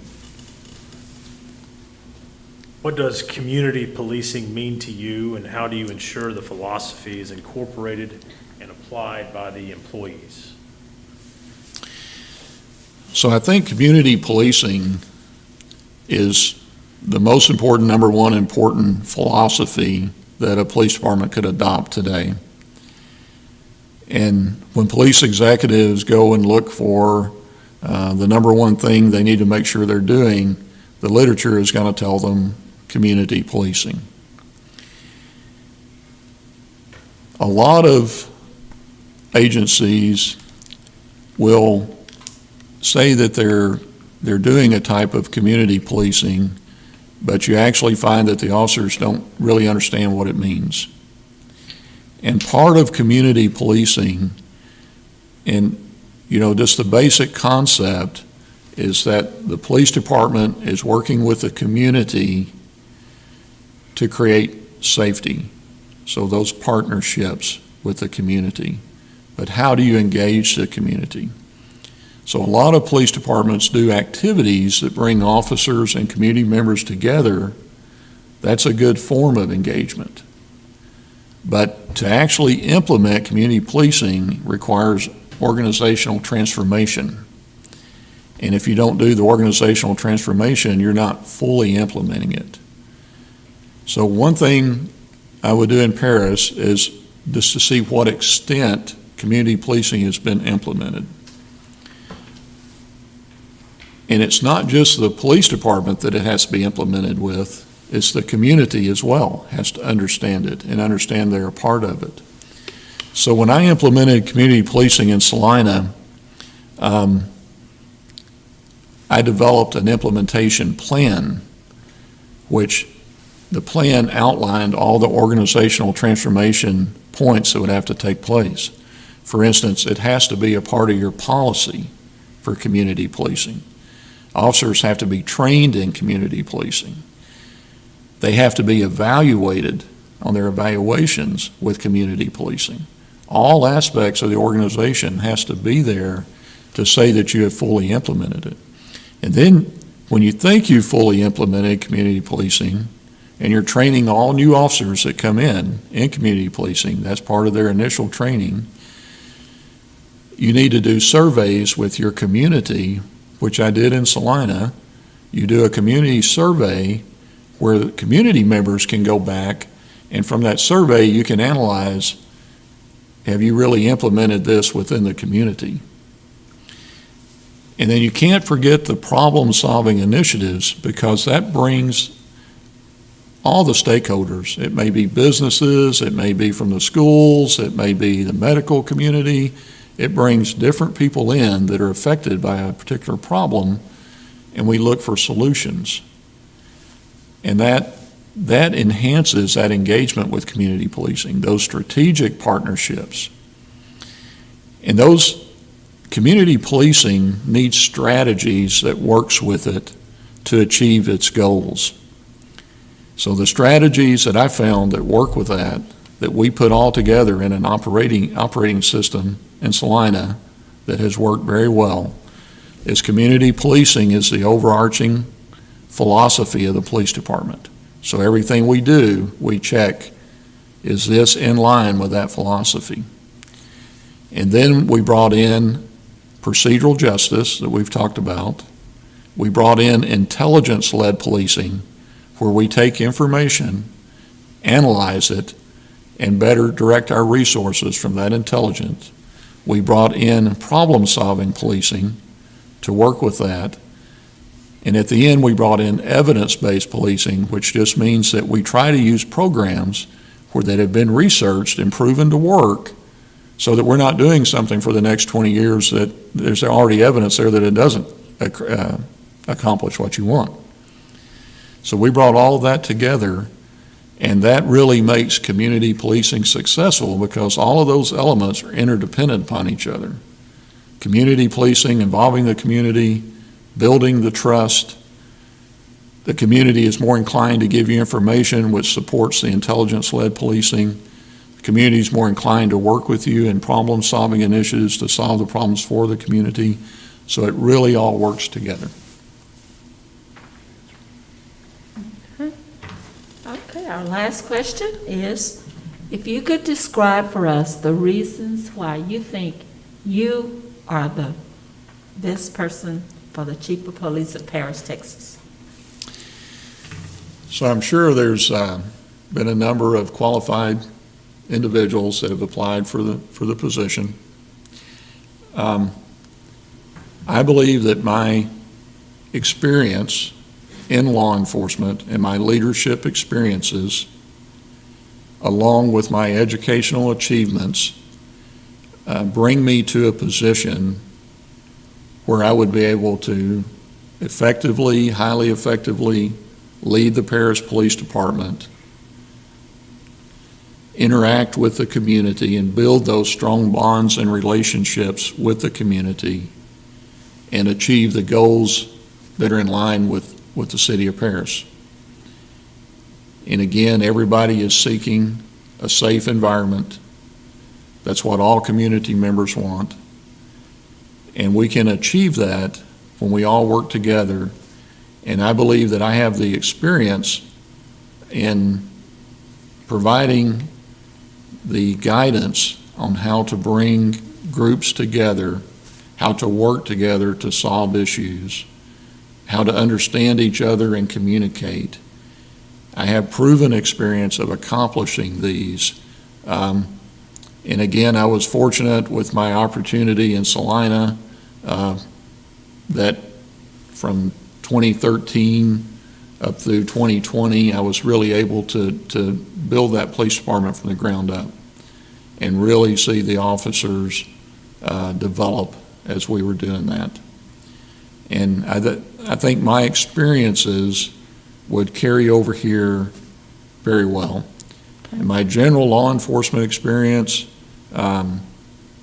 all segments of the police department that exist, I have had experience in those areas or overseeing those areas as a leader.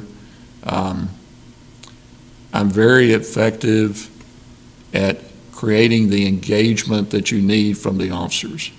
You want officers to be highly engaged in what they're trying to accomplish, highly engaged with the community, and I have proven experience in doing that and bringing those officers together with the community. Thank you very much. Thank you.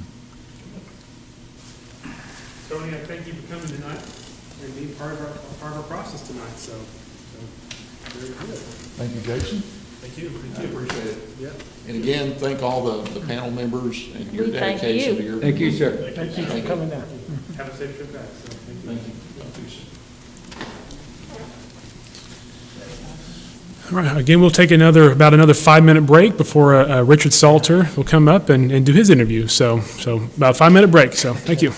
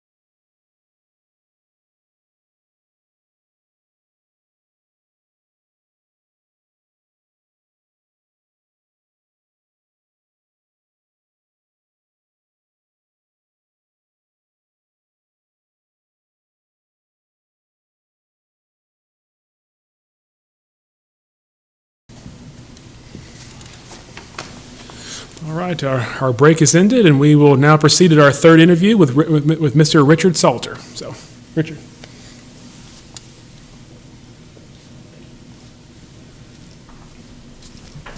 Good evening.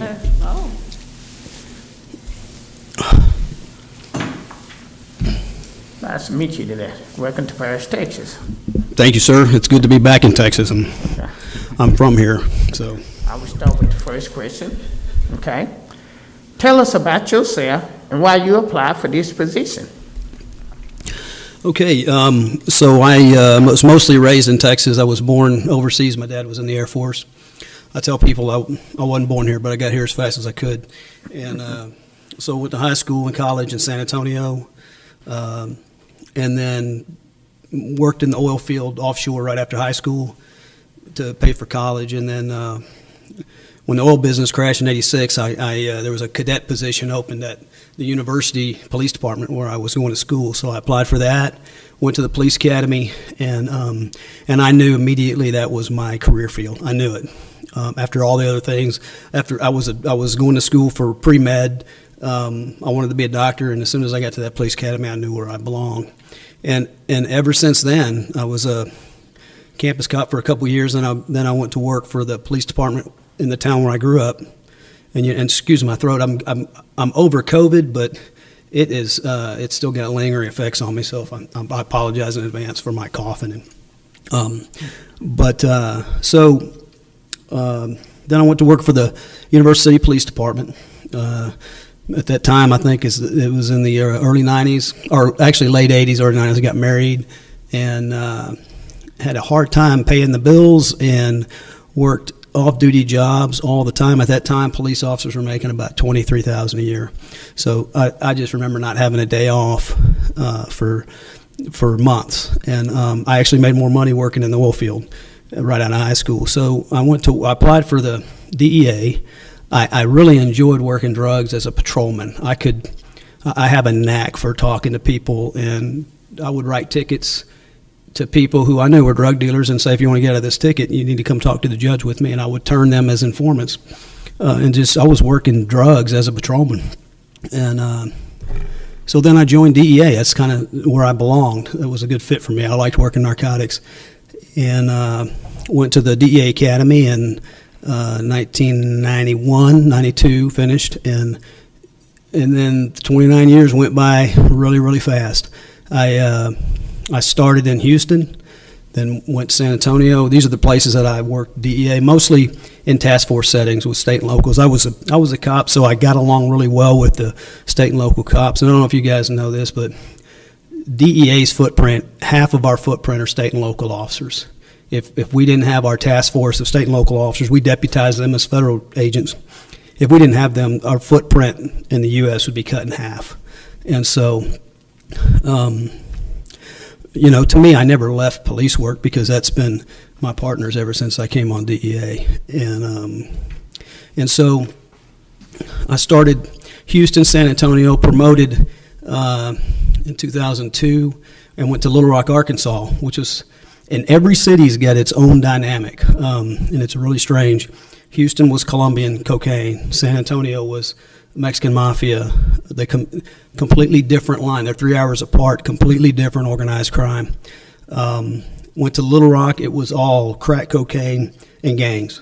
And so we did a lot of wiretaps. And then from there, I went to Washington, D.C., where we all have to do our time in Washington. And they put me to work with the wireless industry to develop solutions. At about this time, the internet went mobile. So the internet went on a cell phone, and that changed a lot of things that people don't realize. And so I became an expert in that, working with the wireless industry on the law enforcement side as far as exploiting those IP-based comms and social networking sites and solving crime by exploiting that.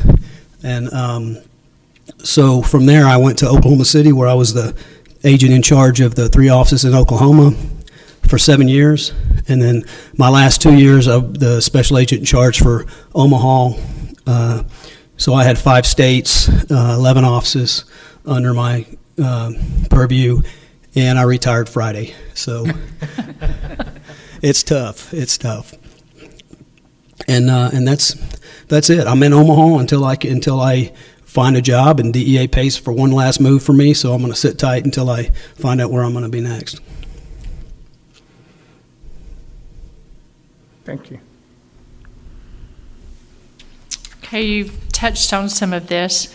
Please describe your educational, work experience, and/or professional qualifications that you feel support your application for the chief of police.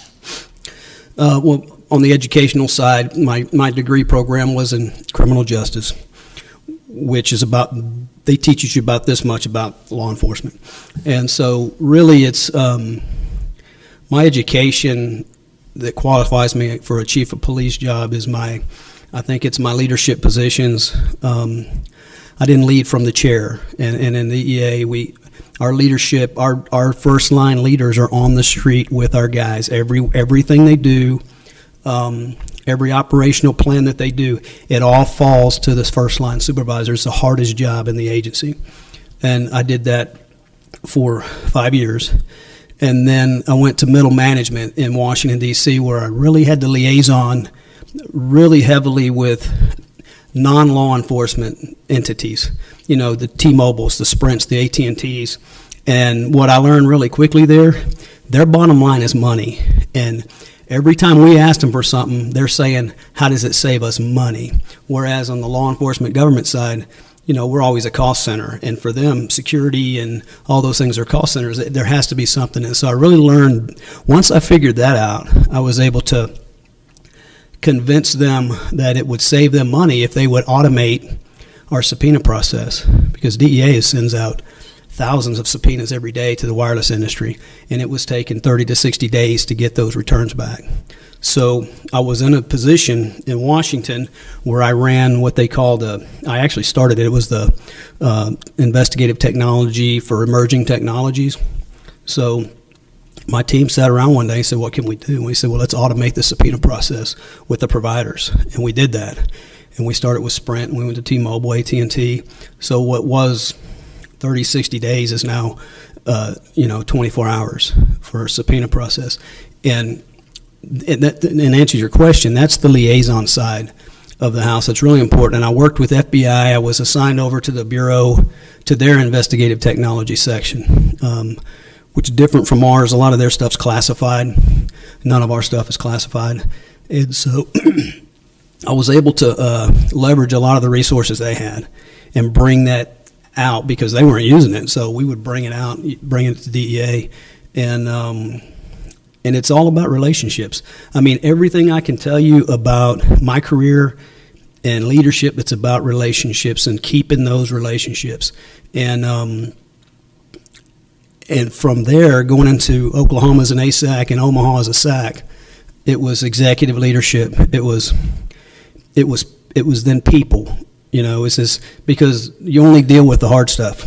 Everything else, your middle managers or your first line supervisors take care of. I really didn't like a lot of it because I was so far removed from the street. I didn't know what was going. I didn't know when we were doing a search warrant. I'd find out later. I'd say, "Why didn't somebody tell me this?" It's because they didn't need to. And so then it was the hard stuff. It was the hard personnel issues. And I went to leadership seminars at Johns Hopkins. They put on a great leadership seminar, and it was the case study was the Battle of Gettysburg. It was amazing, and they went through the generals and the leaders and the positions they were put in and the way they made their decisions, and what I learned from that was the South was supposed to win that battle, and they didn't because of all of the decisions that were made went against them. It was fate. I mean, if you look at and study the battle, it was fate that the South lost that battle. And so went to that one, went to University of Virginia Leadership Institute, and then the Office of Personnel Management puts on a really good senior leadership institute in D.C., and I went through that. But, the schools are fine. They teach the same things. But you can't teach somebody to be a leader. And I always tell my people, it's like, don't confuse the title and a leader, because a lot of times, just because you have the title doesn't make you a leader. And I think and I tell people I didn't decide I was going to be a leader. Your peers and the people underneath you decide whether or not you're going to be a leader. And that's really what I've done. And when I look back at my career, I've been a manager or a supervisor longer than I was an agent, and that's not me. I was a street agent, and I've missed that from day one. But then you come to the end of your career and you realize, okay, this is what I've really done, and I look for the next challenge. I tell everybody I'm too young to retire, and I'm too old for DEA, so I got to find a job. Okay, thank you very much. Tell us what you know about our community. Well, funny you ask. That's what I was doing in there. I was reading because I've been traveling all day, and I've read it before. None of it didn't stick with me. But I looked at I like history. I like to study history, and so I looked at the history of Lamar County and Red River County and how I guess the population increased to the point where they had to split the counties into Lamar and Red River. And I do remember my Texas history that they made you take every single year you were in school here. And so Lamar I don't know if Lamar and Houston were adversaries, but I know he was the second president of Texas. And so Lamar County, I think, was established right after the Texas independence. So it's one of the original counties of when Texas was a independent country. And I know that the primary economic foundation for this area was cotton, so it was cotton farmers for years, and now it's more medical, and I think it's the Campbell Soup Company, Kimberly-Clark Company, and I don't see that this place is economically depressed. I know that the census is declining, and that the population, I look at the demographics, and I looked at the population, seems to be, it's more where people come and they want to retire, so it's an older population here. And I looked at the racial demographics of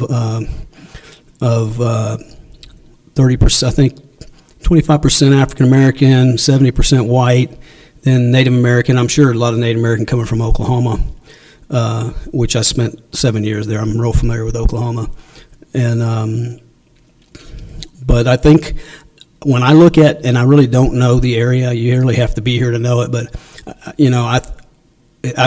whether I get this job or not, I'm going to watch, and I'm curious as to what direction this city's going to go as far as development. It's got to go somewhere, right? So I'm just curious as to where, is it going to become a Kerrville or a Bernie? I think you find something and you build around it. So I'd like to be part of that, but either way, I'm going to be curious. I used to drive through Paris when I'd go from Oklahoma City to Louisiana, where all my family's from. So I always drove through here, and I always liked this town. And I always stop here and eat. And never in the world did I think I'd be applying for a job here. But I like the fact that it's remote from a big city. I don't want to be a chief in a city where you're in Dallas, Texas, and there's Plano, and you don't even know where your boundary lines are. I think you can do a lot more with a city where you know your defined boundaries, you know your neighborhoods, you know your people, your leaders, and I think you can just have a much better impact and, making people's lives a little better in a community like this. Thank you. What leadership and life lessons have you used to prepare yourself to be the chief of police for the city of Paris? I think leadership and life lessons go hand in hand. Your life lessons, I guess, are your family, you're raising your kids, and, knock on wood, my kids turned out okay. I had my worries there for a while with my youngest one, but he did all right. He says I tricked him into joining the Oklahoma National Guard, and I did, but it changed him. And but I think mostly it's just the years. It's like I said before, you can't teach somebody this. You learn this, through experience. And I see that when I see, and we have it in DEA where people move up too fast because they're chasing a title. You know, they're just chasing the title. They don't realize if you don't do well in this stage, in this position that you're in, you're losing something that you need to be taken to the next level. And I saw guys that would move up too fast, and then they would reach the level of being a SAC where they were responsible. Everything that was done, every activity that took place, operation, they're responsible, whether it went good or bad. And I saw guys that didn't know how to handle that, or their decision making. They were afraid to say no. They were afraid to pull somebody in and say, we're not going to do this. And then the hard personnel issues. When you've got a really good employee, you got a really good agent, and all of a sudden he does something bad. All of a sudden he's out doing something that's completely uncharacteristic of him. And that's why I used to tell my first line supervisors, you need to know your people well enough to know when something's not right. And and being able to rehabilitate those guys. Now, if it's something bad and blatant, you have to get rid of them because they're a liability. But you got to know the difference. And I see the young guys that would move up too fast. They would just look at the book and say, they did this, the book says this. And it's like, well, hold on, time out. That, the book's a guide. And I see judgment. I think it's judgment in those hard areas where you have to draw on that experience, because everything's not black and white. There is gray, and I think that's why they pay senior leaders to operate in the gray. Where your middle managers and managers, that's not their job. Their job is to follow the book, by policy, everything. But your senior leaders should know how to navigate the gray. Okay. Next question is, as chief of police in Paris, what core values would you expect your department to share? What core values? So core values versus mission statement, core values, to me, your core values are all your elements of leadership, because leadership's at all levels, and that's that's your message to the community is integrity, honesty, courage. The elements of leadership, humility, that should be your core values, because the public has to trust their officers. If they don't trust their officers, you never have that bond. If they don't trust you, you have to build that trust. And without honesty, integrity, unless your officers are living that 24/7, because you're never off duty as a cop, and that would be my message to policemen. You're never off duty, and if you can't live this life of integrity and moral character, because people know who you are, especially in a town like this, and they read your social media, and they have to live that, and they have to be held to a higher standard, or the community won't trust them. And once you have the trust of the community, and whether it's just a neighborhood, whether it's just an apartment complex, once one officer, and I know this because I was this, once one officer has the trust of somebody, that trust, it's contagious and it spreads. And when people trust you, they tell you what's going on. They tell you who's doing what. They tell you, you know what, I trust you. That guy in that apartment's selling drugs, or that guy's doing this, or that guy's doing this. Because they don't, everybody in any neighborhood, I don't care who they are, what color you are, they all want the same things. They want the good schools for their kids. They want to feel safe, and they want their kids to be safe. And that's achieved through trust. Thank you. And I did that as an officer. That's what I did. Thank you. Okay, next question. Describe what it means to be a public servant and how this will relate to your service if you were selected for this position. To me, public service is, regardless of what position you hold, it's creating an environment where you're improving the quality of life for the people in the community. However you do that, whatever role you play, you're doing something to improve the quality of life for the citizens. And in the role of the chief, I would come in here and I would listen. I would do a lot of listening and do a lot of talking with the city manager, because I'm sure they've got plans. I'm sure this department's effective, and I'd have to do a lot of listening. But community engagement is is happening. It's going to come one way or another. Either we do it a way that we decide how to do it, or it'll be handed to us, because law enforcement is on the brink of transformation, whether we like it or not. Law enforcement is going to be transformed based on recent events. It's just going to happen. And so and I'm not saying that's a bad thing. I think there's some good opportunities there to improve. And I've watched it. It's funny because I've been a law enforcement officer in a federal agency, but I started in a state and local agency where I wore the uniform, I drove the patrol car. But I've also sat back and watched it as we've gone, and just quick, and I don't know how much time I have, Sandy, but in the early 2000s, because people complain now that law enforcement is too militarized, okay? So if you go back and you find out, well, why are we too militarized? And it started with the bank robbery in L.A., and I remember watching it on TV where the robbers outgunned the officers. They had assault rifles. The officers had pistols, and they massacred officers, several officers, because they were better armed, right? And so at the time there was an assault weapons ban on the books. There was also assault weapon bans. And as a patrolman in the early 90s, all we were scared of was Saturday Night Special Ravens, 22 Ravens. That's what was killing cops. And so what happened was, after that robbery, what did the police do? They had to arm themselves with assault rifles to meet the criminal element, right? And law enforcement does it's monkey see, monkey do all across the country. And so all of a sudden, I watched it it's kind of like, we were doing it too at DEA, but we weren't first line guys. We weren't on the street.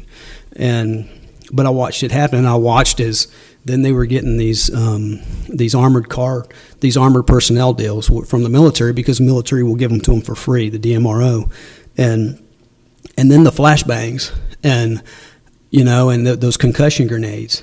And I really did start to think, we need to be careful. We need to be careful here, because you launch a flashbang into a house, and there might be a kid on the other side of the door, and you just don't know. And I've seen the stories. I've seen officers blow their hands off because they didn't handle them right, and I've seen kids get maimed because of these things. And so, with all of those tools that law enforcement has to have, you have to have the responsibility to go when you use it, when you don't use it, and you only use it when you have to.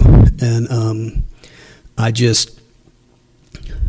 it's kind of like I watched it happen, and I was in it, but I watched it from a different seat. I was sitting in a different chair.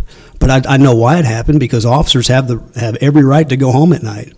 And when the criminal element has SKS rifles, the officers have to defend themselves. They have to have that body armor. They have to have these things, because they have a right to go home to their kids at night. And because I guarantee you, I wouldn't want to wear 25 extra pounds worth of gear, and I know they don't either, but that's how they stay alive, in some of these bigger cities. And Minneapolis was one of my cities when I was in Omaha, and I had people on the ground during the riots. And it's a scary thing to see what those officers were having to put up with out there. So like I said before, we're on the brink of transformation. It's coming. And so I think problems are created at the local level, and they're solved at the local level. Then the federal government comes in and takes credit for it. And that's always what happens. Describe your experience in working in diverse work groups and what you've done to foster a diverse work environment. I love that question, because in my career, had we not had a diverse work group, we would not have been able to do what we did. If I'm in Houston and we're dealing with Colombians, we have to have somebody that's looks like a Colombian, sounds like a Colombian, and because we're doing undercover, we have to infiltrate them. And honestly, the way we would do it, and we had white, black, brown, Asian, that's how our groups were set up. And it might, I don't think it sounds racist. I mean, if we're dealing with a black guy in Little Rock, and we need to figure out, okay, who's going to be the best undercover to try to get into this group, we ask the informant. We ask him. And sometimes he'll say, no, they don't want another black guy, they want this guy. You know, and I've done undercover, and it's like I can go buy dope. I can go buy dope from Colombians, I can go buy dope from Mexican nationals, and I can go buy dope from black crack dealers. As a white guy, I'm going to pay the white guy price. If I'm brought in by somebody that they know the same racial makeup group that they are, ethnic group that they are, he's going to look out for me. So we took great advantage of diversity throughout my career, and in uniform patrol we did the same thing. If heavily Hispanic area, if they don't know anybody personally on that shift, they feel more comfortable with somebody that looks like them. They just do. And so you have to foster that. You have to make sure you have a department diverse enough to where you can open that door. Now, that's just how you open the door. There should be enough community engagement, and I would encourage that to the point where it won't matter what color, racial, ethnic group you are. If the officers are getting out and getting to know somebody in a community, then it's trust. Then it's a matter of trust. And they might like that white guy. It might be like a black citizen. He may like that white guy better than he does the black officer because he's gotten to know him.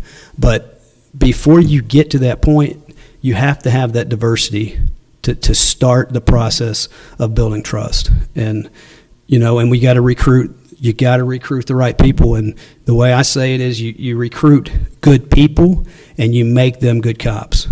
And that'll keep you safe, because an officer's got an awful lot of power. Police officers got a lot of power. And they have the power to influence. They have the power to make an impact on someone's life every day. And I don't know how much time I got, but I'll tell y'all a quick story. And this is a true story. In 1954, a police officer stopped a young black man on the street, and he was mad. And he was a little big for his age. And the officer said, "What's wrong?" He said, "Somebody stole my bike, and I'm going to find him, and I'm going to beat him up." And the officer spent some time with him, said, "Well, do you know how to fight?" He says, "I can fight good enough to find out." He goes, "Well, you don't know who stole your bike." He says, "I'll tell you what." He goes, the officer said, "I run a boxing gym for at-risk youth. Why don't you come pay us a visit?"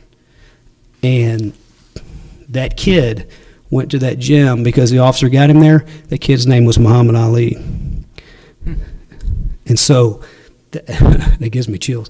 So that officer not only changed his life, he changed the life of every single person that Muhammad Ali changed. And so that's the power of being able to make a positive impact on someone's life. Thank you. What would you do to earn the trust and respect of your employees, city council, city manager, and the community if you were selected to this position? Be honest, be open, straightforward, work hard. I've got a very strong work ethic. I'm often, in fact, my entire career, I'm the last person to leave the building, and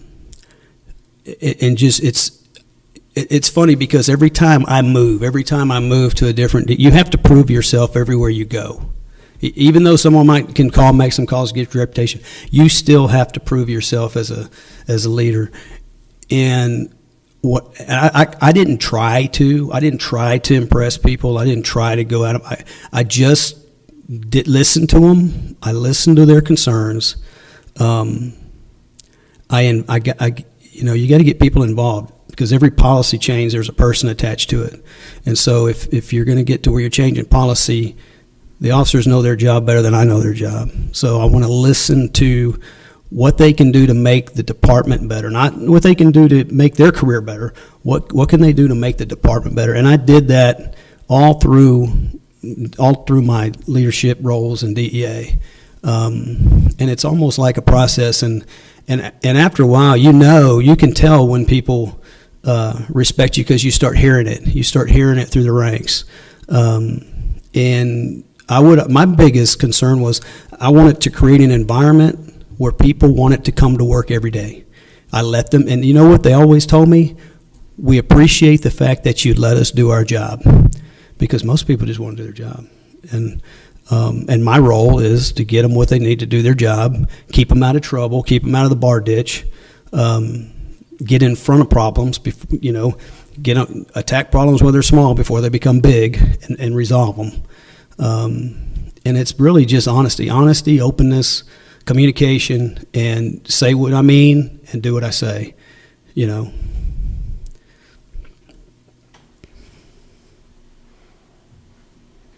So as you mentioned in your research about our community here in Paris, it is a very diverse community. How would you become involved and stay connected with these diverse sectors of our town?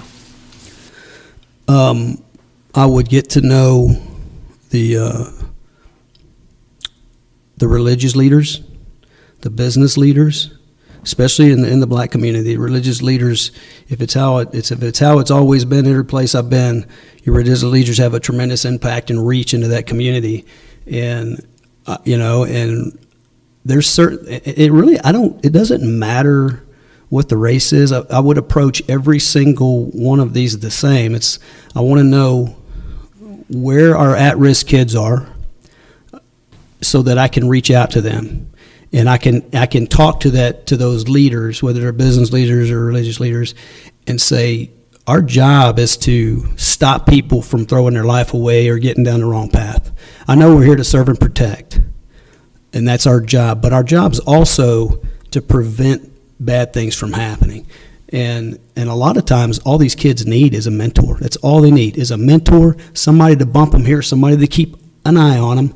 I would find some way to incentivize all of the officers on that department to do that, to mentor young kids, and start out talking to them, finding out who the at-risk kids are. I want to know who my at-risk elderly people are. I want to know who my mentally disabled people are, because they're victims waiting. They're victims. We have to look out for them, and I think they need every one of them need to know an officer.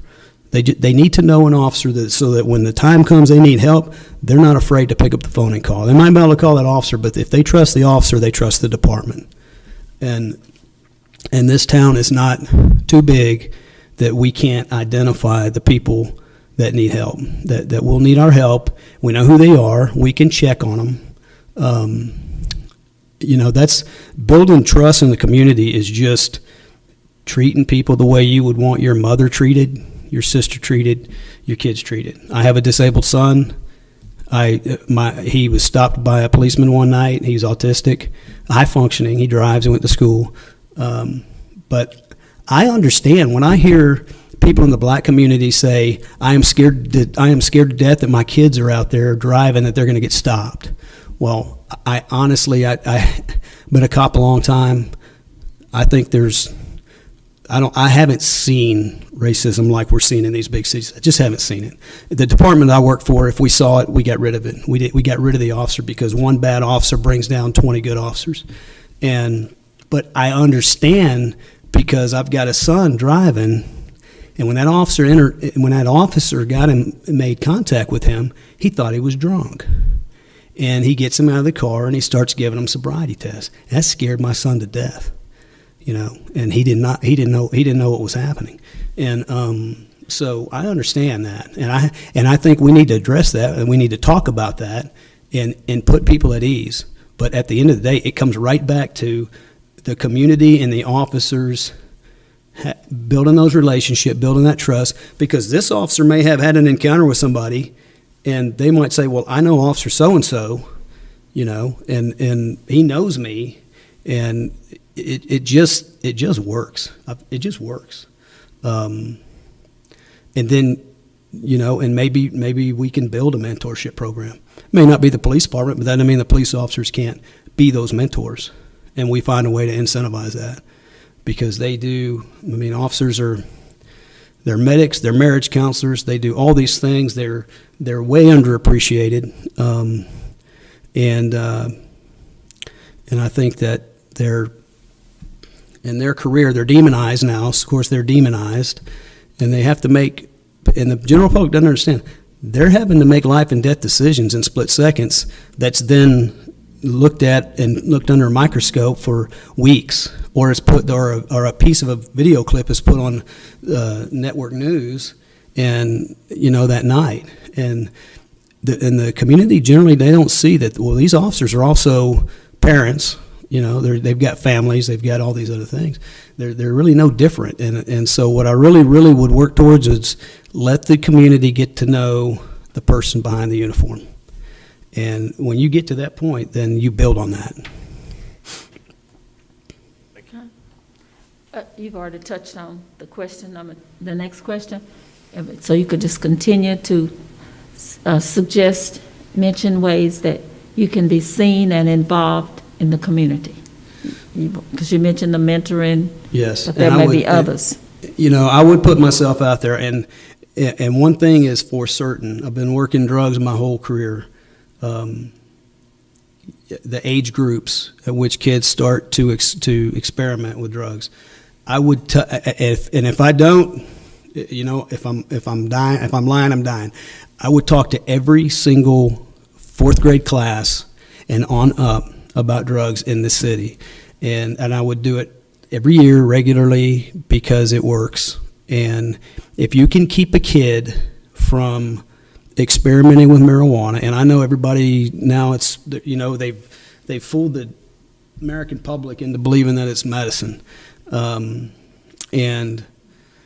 I'm not saying it doesn't have medicinal value. It doesn't have what they're trying to say that it has. Okay, and but it also is the gateway drug to all other drugs. And I tell people the one thing that every heroin, cocaine, methamphetamine addict have in common, they all started with marijuana. And so if we can get to those fourth graders and start talking to them, because right now when I go talk to a school, I get cards back. I always send you cards back. And they say, thank you so much. We didn't know marijuana was a drug. I mean, we did growing up. We knew it was a drug.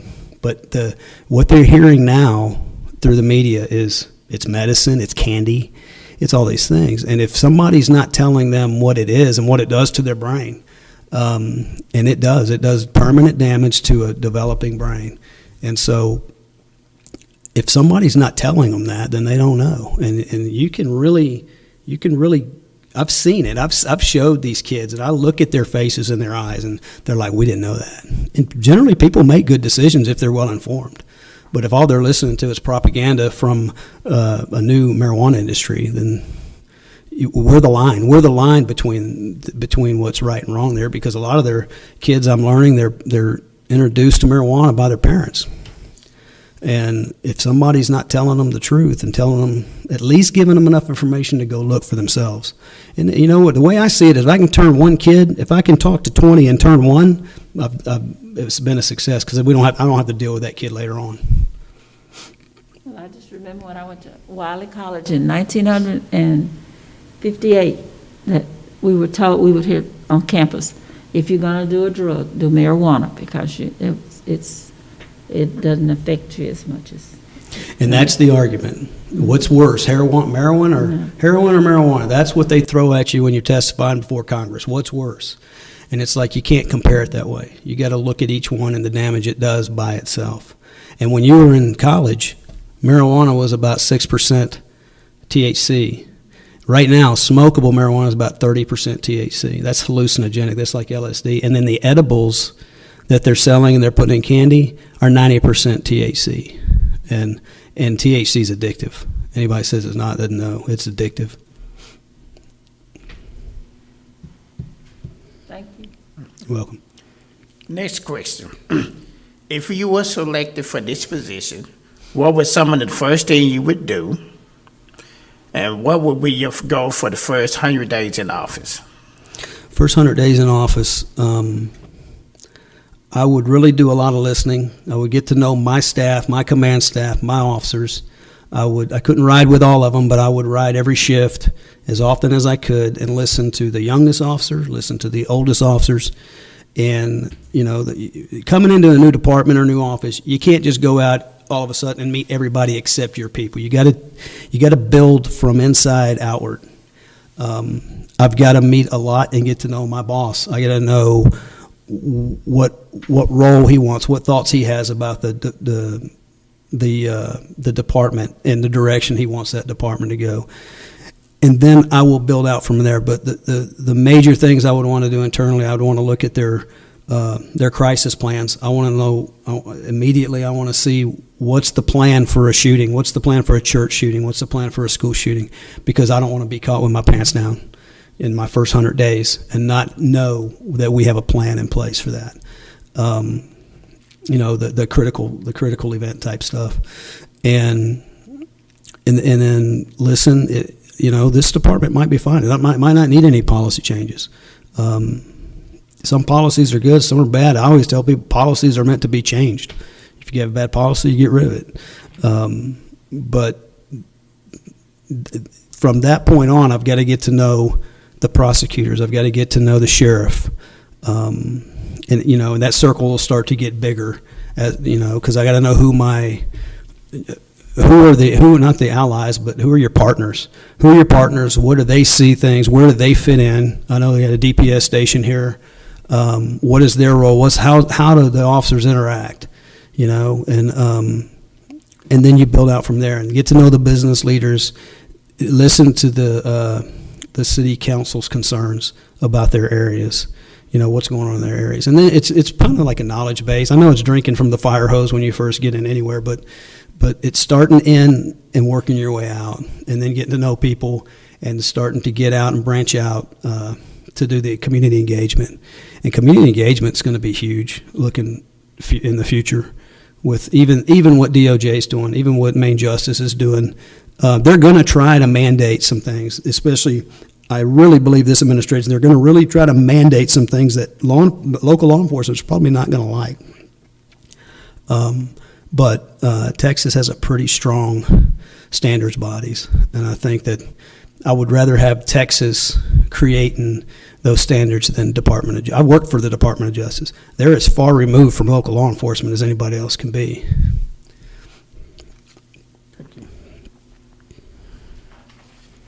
Describe where you would see the Paris Police Department in 3 to 5 years, and how you would get the department in that direction.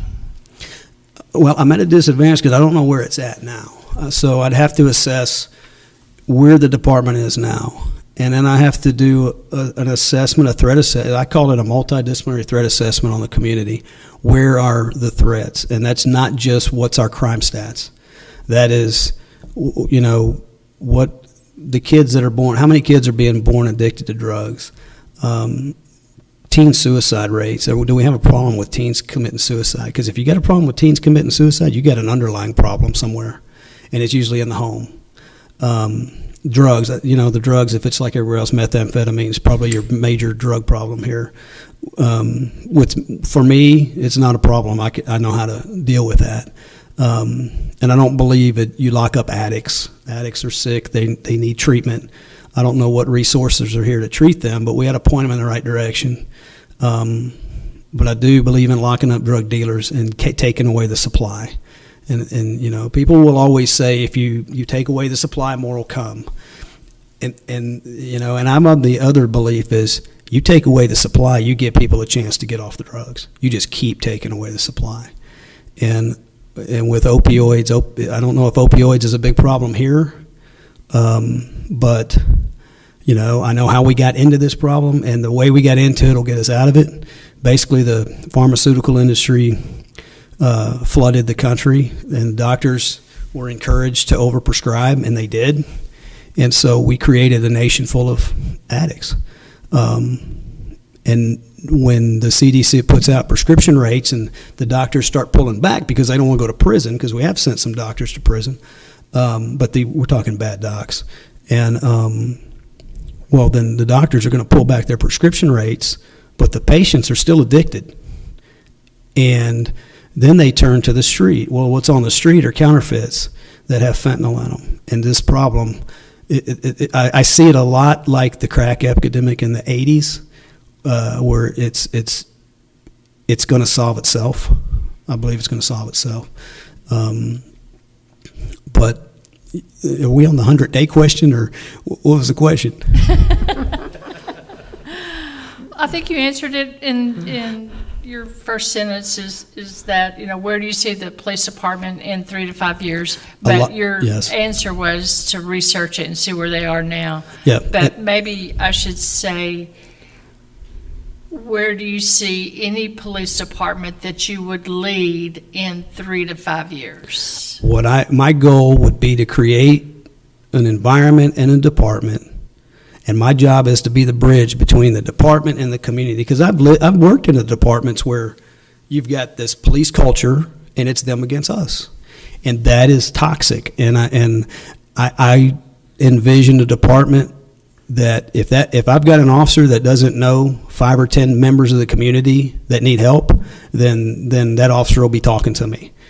And it won't be disciplinary. It'll be, here's a person I want you to get to know. Here's a person I want you to check on today. And because it's, I got into police work and I didn't realize that what I loved about police work was the people. I loved working and helping people. At the end of the day, it was very satisfying to know you helped somebody that day. The other stuff was fun, the adrenaline stuff, all that's fun, but the most rewarding side of police work for me was being able to make a positive impact in somebody's life. And that's what I would promote, and I would see in 3 years, I can't change everybody, but as a chief, you can bring people from here to here pretty easy. And then you get your ones that are gonna hold on to the fence, they don't want to come. But I don't push people, I pull them and find a way to encourage them and motivate them.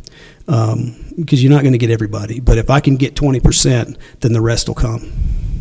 Okay. Thank you. You're welcome.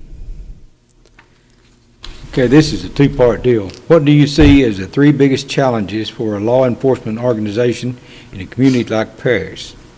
Second, how would you ensure that the police department appropriately plans for these issues and other unique challenges?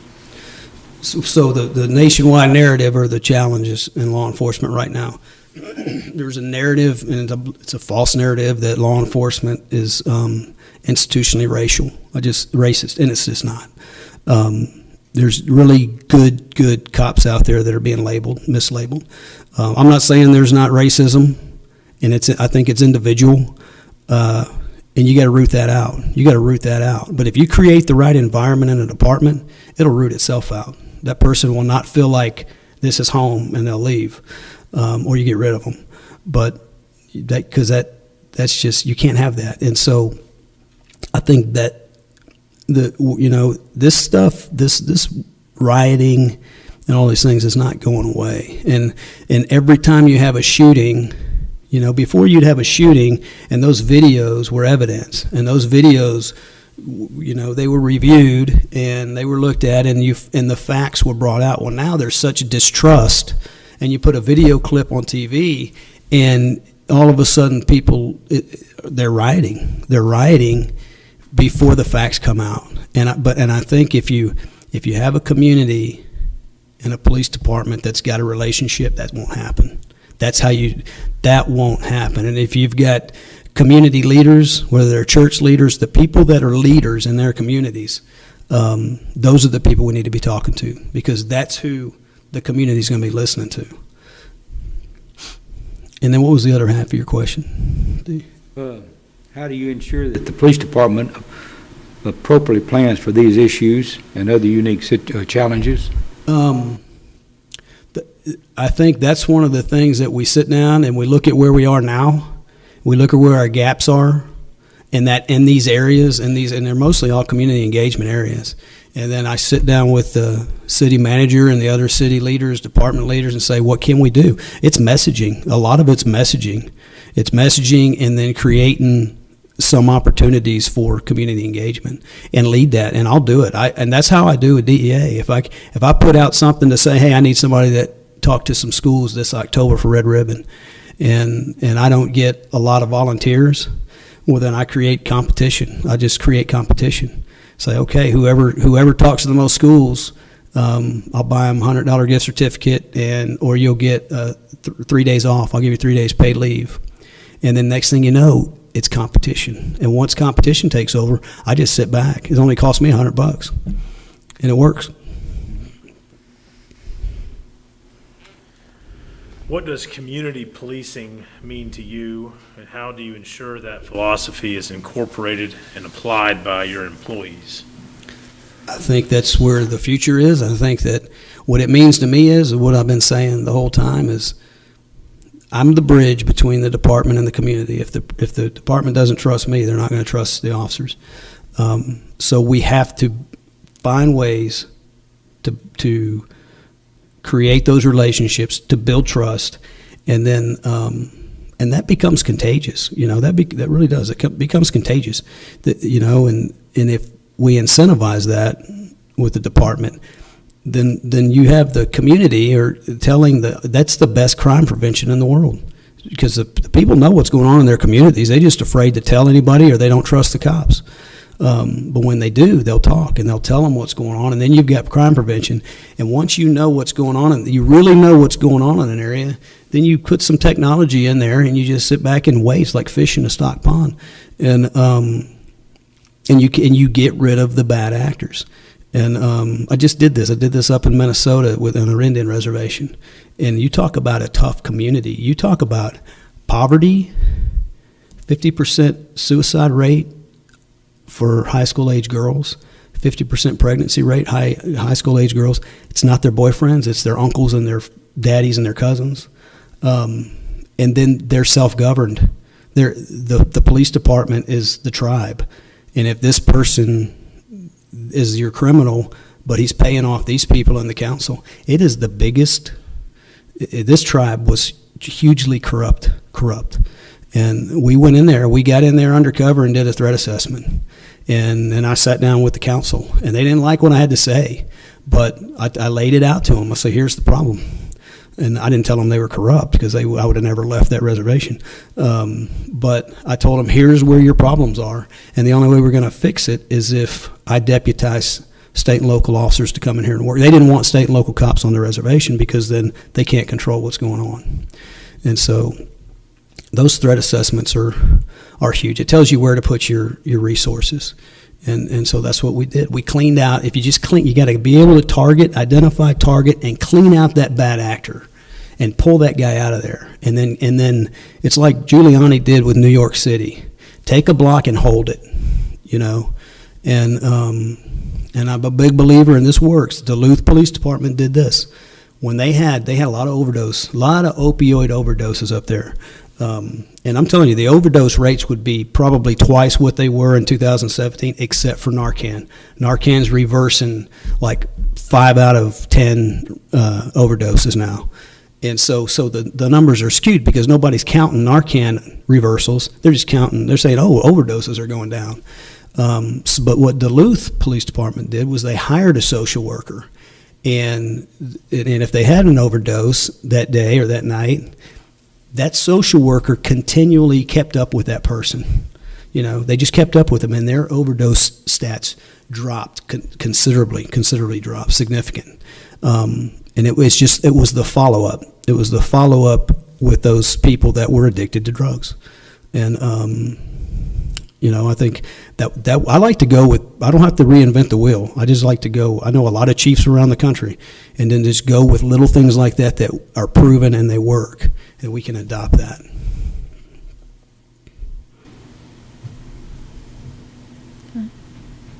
Okay. It's my turn now. Yes, ma'am. Okay.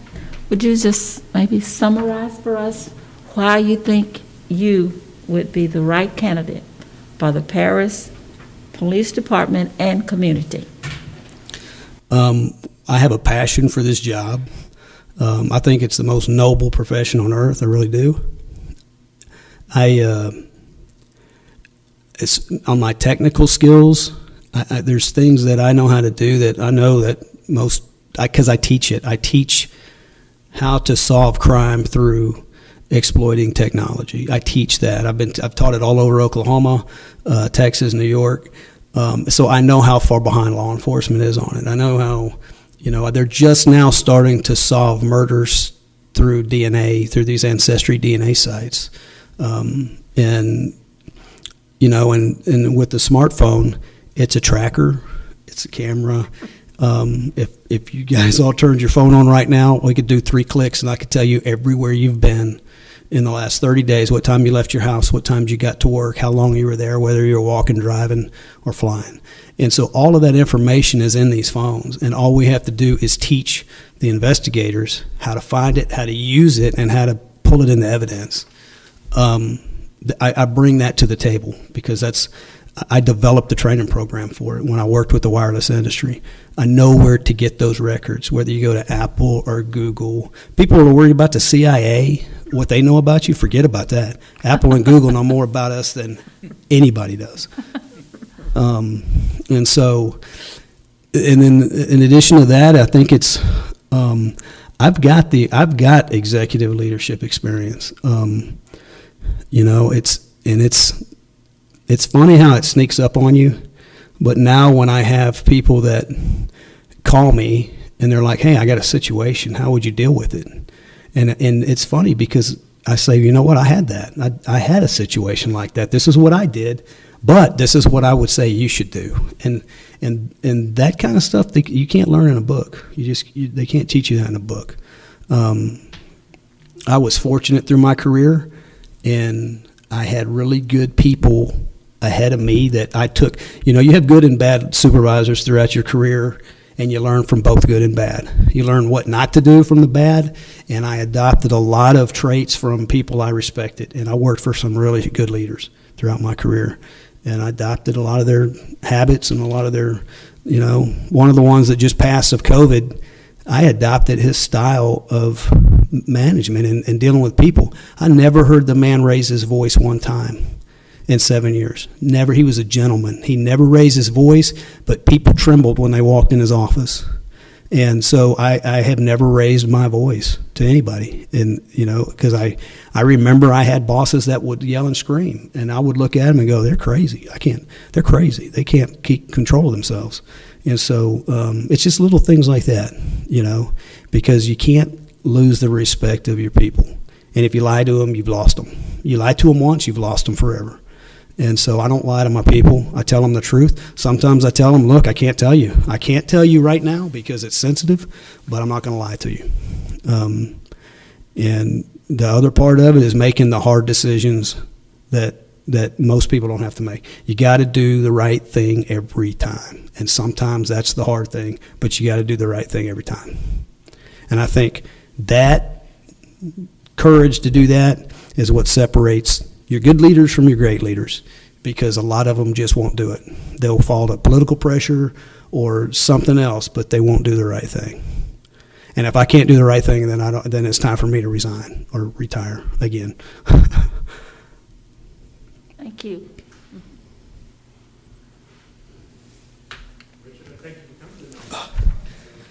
Well, 5 hours ago, I was in Omaha. Thank you very much. Thank you. That's me. Thank you.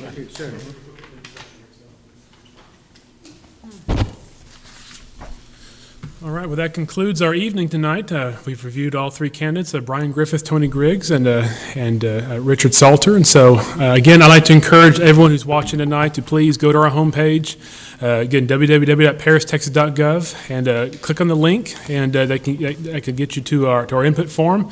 And please, again, send me your input. And so I do want to hear it. And so fill out the information there that's on there. Click that send. And again, between now and Sunday night, and I'll be reviewing that all. And then, as I said before, my plan here is we'll be continuing our background investigations. I'll be looking at the cans, look at the input from the panel, look at the input from the community, look at the input I've had and the questions we've asked over the last several rounds, looking at qualifications, backgrounds, good fit, put it all together and try to find our chief for our community. So I would ask for your prayers as well for our community, for myself, and for the city as we make these decisions.